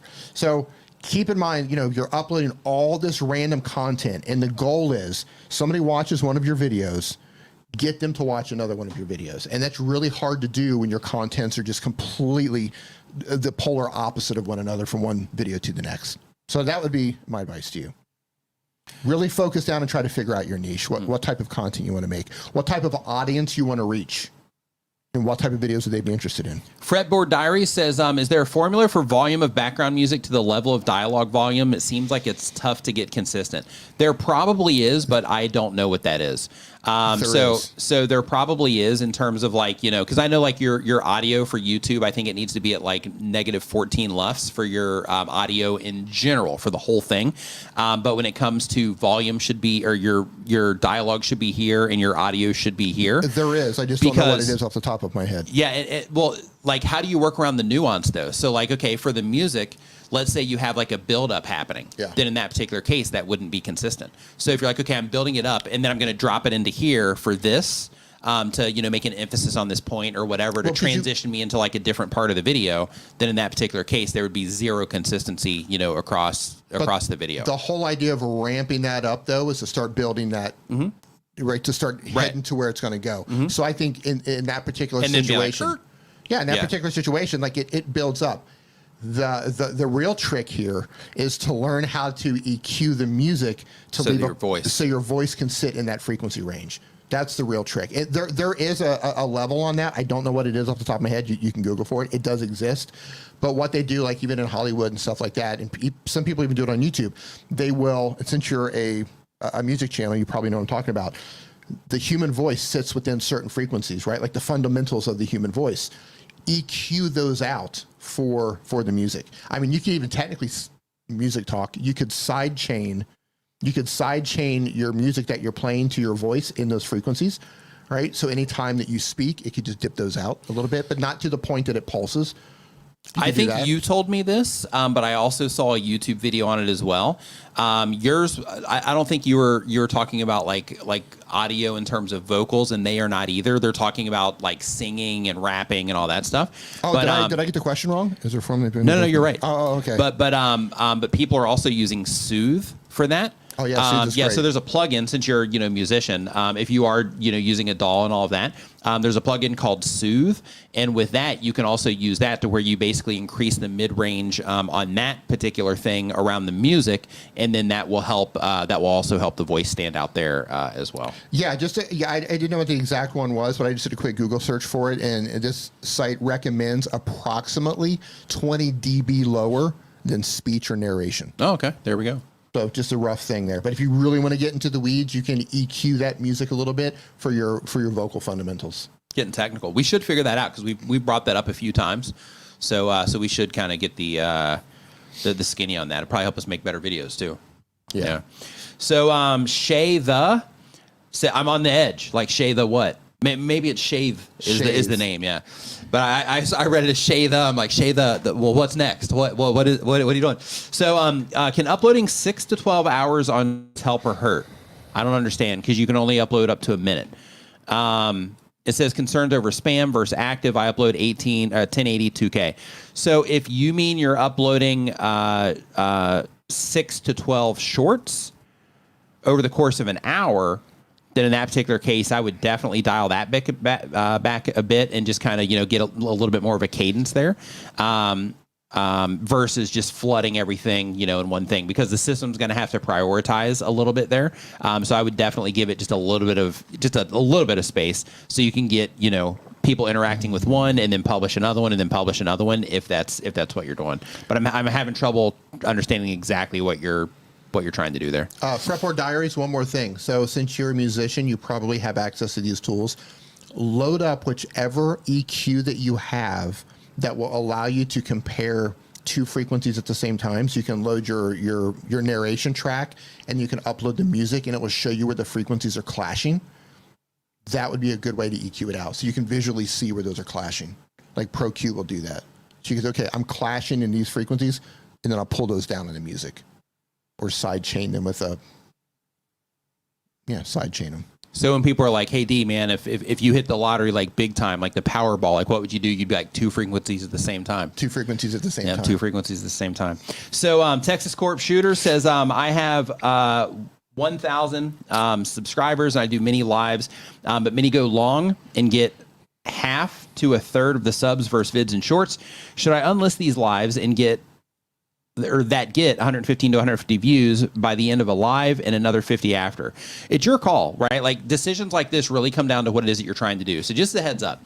So when it comes to live streams, so on my YouTube channel, I've lost over 375,000 subscribers on my YouTube channel since I started. How many?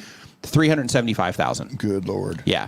So I've lost over 375,000 subscribers. A lot of that has come from live streams on my YouTube channel. And for whatever reason, these live streams, and I don't know if it's because we're answering questions and some people feel like maybe, they're being ignored or something like that because we can't get to everybody all the time. I don't know what it is. But for whatever reason, these live streams typically will, lose subscribers for me.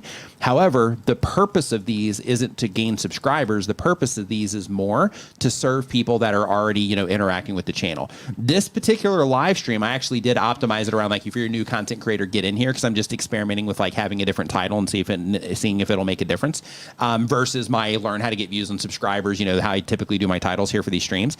But because I typically lose subscribers here, or not because of that, it's just that's not why I do these particular streams. These streams are more to serve the people that are already engaged in the content, to offer, customized help instead of publishing a video that's just going out and giving like general information, right? So because of that, I understand the purpose of this. So if I take a loss in subscribers, I don't care if it comes from this live stream, because, again, this, like, the purpose of this is different. So in your particular case, if you're like, hey, with my live streams, I'm actually using that as a community building tool, or I'm using that as something to where I can get, closer to my community, or so that I can better understand them, or so I can offer a different type of value to them, or so I can interact with the people that are, more engaged in what it is that I'm doing or whatever. Then in that particular case, even though you might be losing some subscribers, or even though they might not get as many views, you're still able to provide that value, right? So because of that, I would definitely make sure that you keep those types of things in mind, and just be very intentional about what it is that you're publishing. So if you're publishing shorts on your channel, understand why you're publishing shorts. Be like, why am I doing this? Like, why am I putting in this extra time? Why am I putting this extra time making these shorts? Why am I doing this thing? And understand, like, okay, the shorts serve this very specific purpose, and this is why I'm doing it. My long form videos serve this purpose, and this is why I'm doing it. And within that, these longer videos I'm publishing for the sake of community building. These I'm publishing for the sake of generating revenue, because I typically get higher CPMs around these topics, or I use them to promote things as an affiliate or bring attention to my own products, whatever. These particular ones right here, I use these for the sake of, getting into, like a broader audience and getting in front of, more people that are interested in what it is that I'm doing, those types of things. But the idea is that it's content strategy.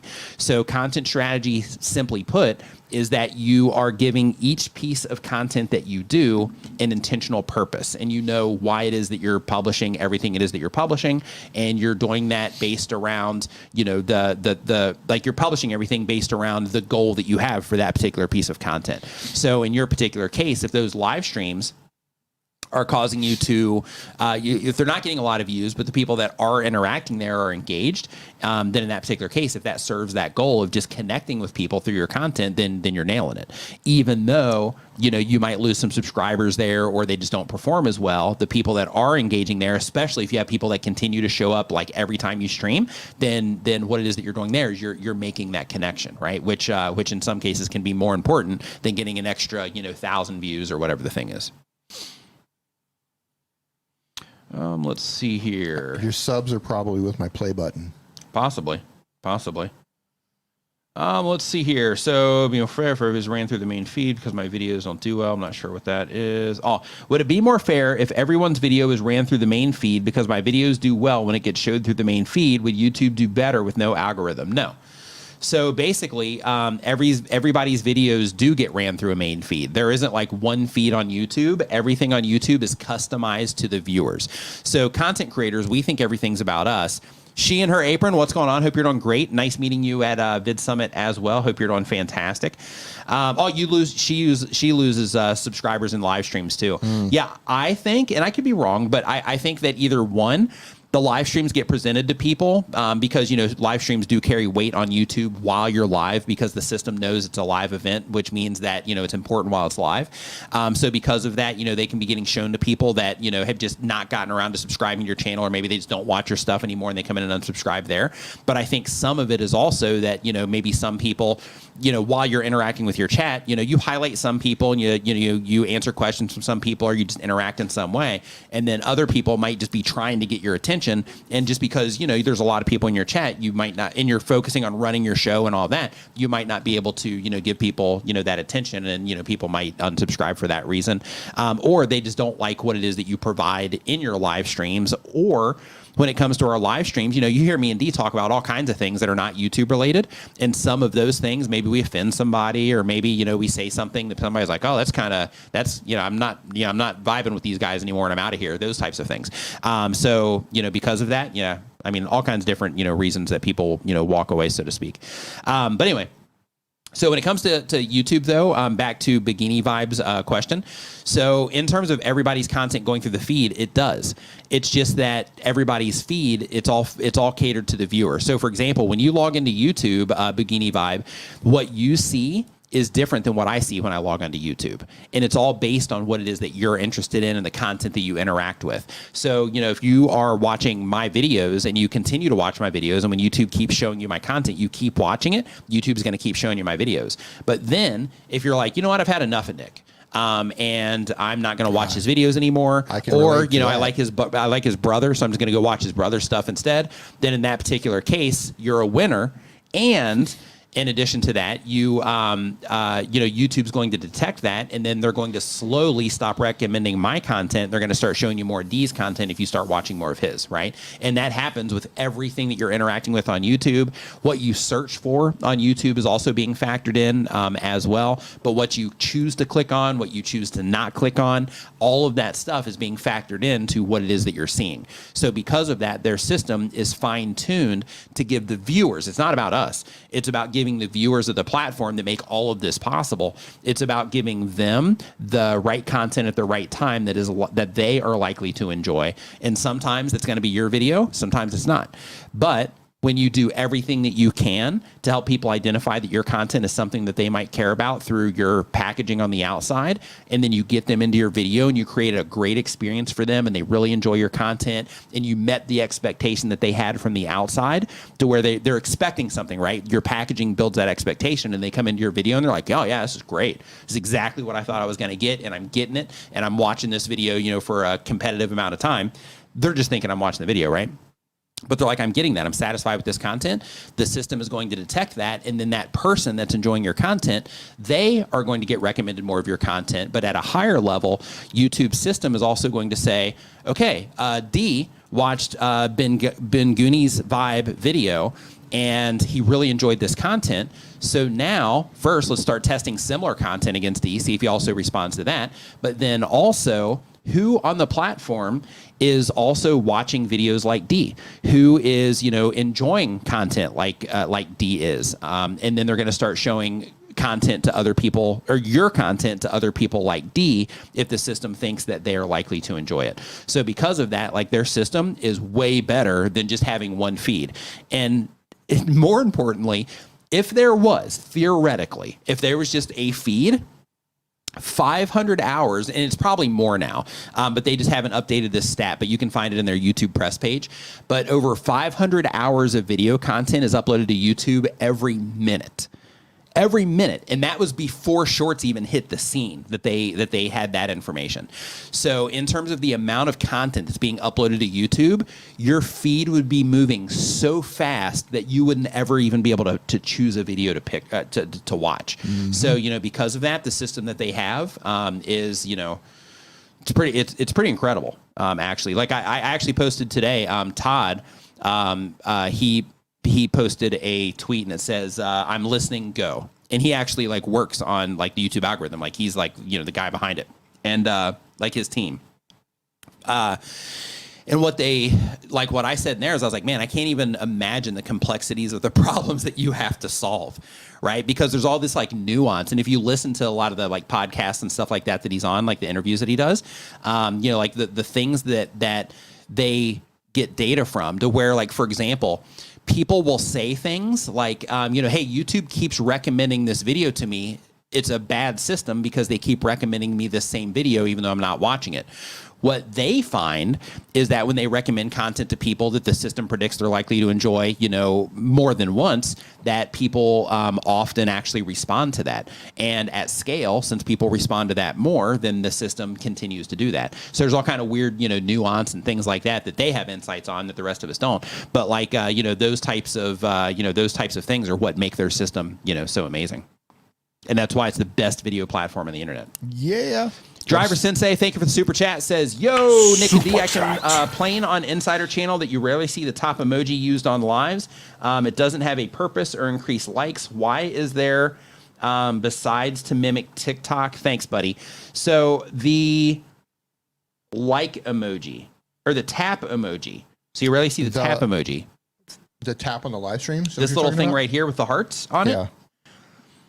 Yeah, people use that. So during this stream here, people will hit it from time to time. They definitely, people definitely use that. In sub live streams, I've been in live streams where people are just lighting that thing on fire. Oh yeah. Yeah. So people absolutely use that. It does kind of, it does mimic, what TikTok does. But it's definitely something people are hitting it right now, as a matter of fact. So yeah, that's people, oh, that's you over here, yeah, but people definitely, people definitely interact with that.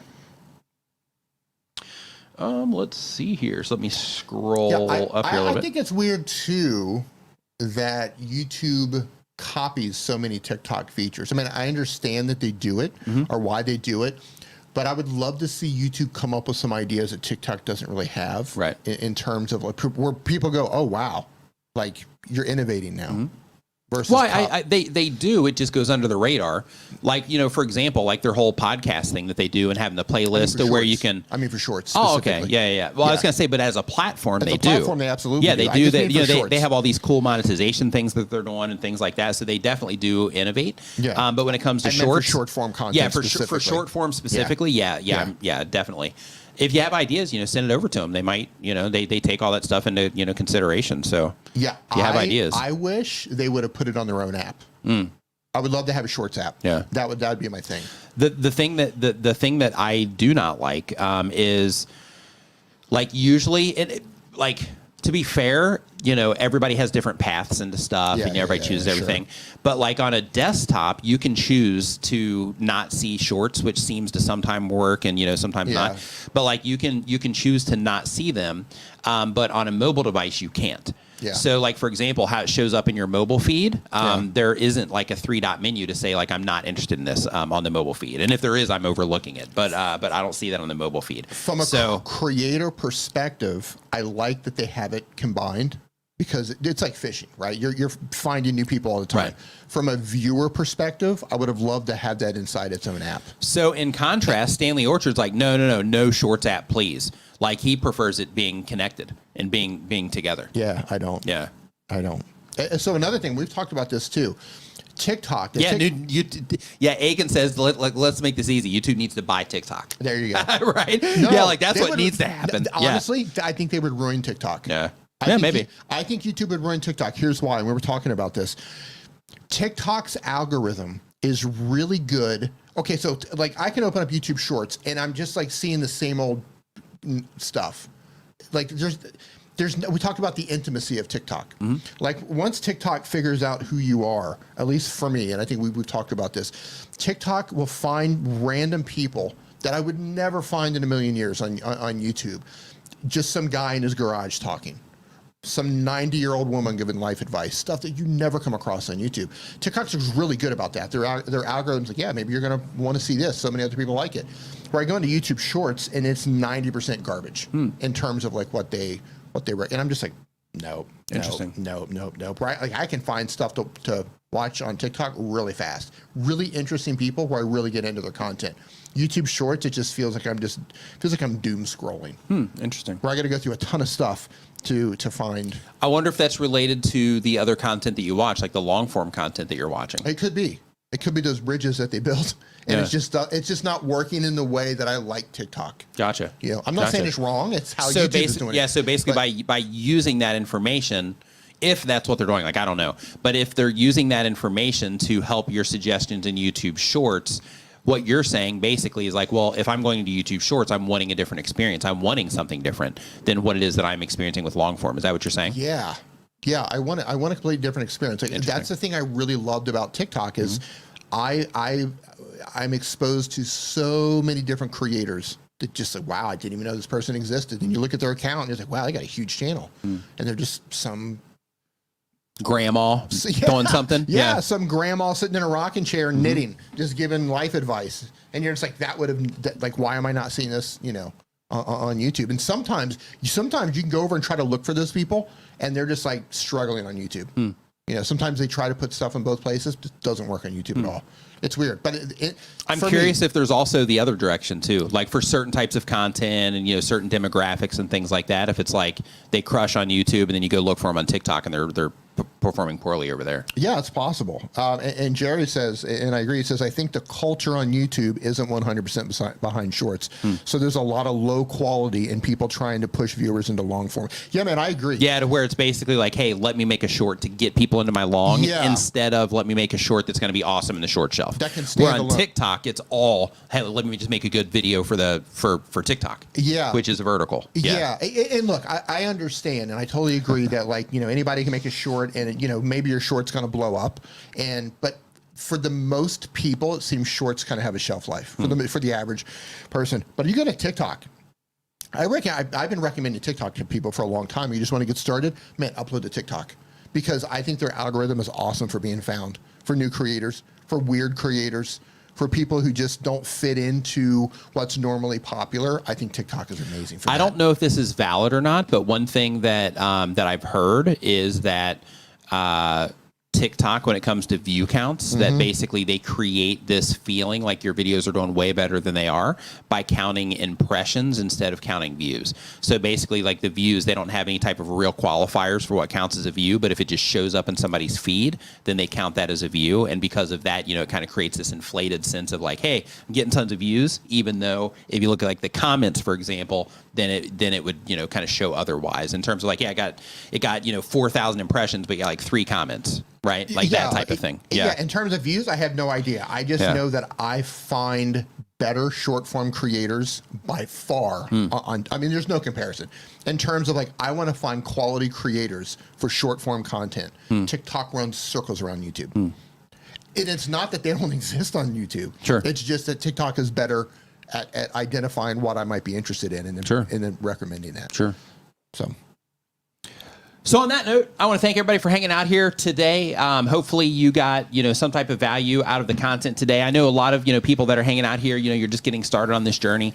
One thing that I do want to remind you of is that when it comes to YouTube, you know, there's a lot of, you know, moving parts to it. There's a lot of things that you have to, you know, learn when it comes to YouTube. So if you are having a hard time right now, just remember that, you know, a lot of that will come down to, you know, developing skills and things like that to be able to, you know, make better videos, be able to read your analytics, be able to, you know, make thumbnails that grab people's attention, being able to identify, hey, is this something when I make a thumbnail that's going to help people identify this content is about something they care about. But the whole idea is that, you know, if you're just getting started at this, you're at the beginning of the learning curve.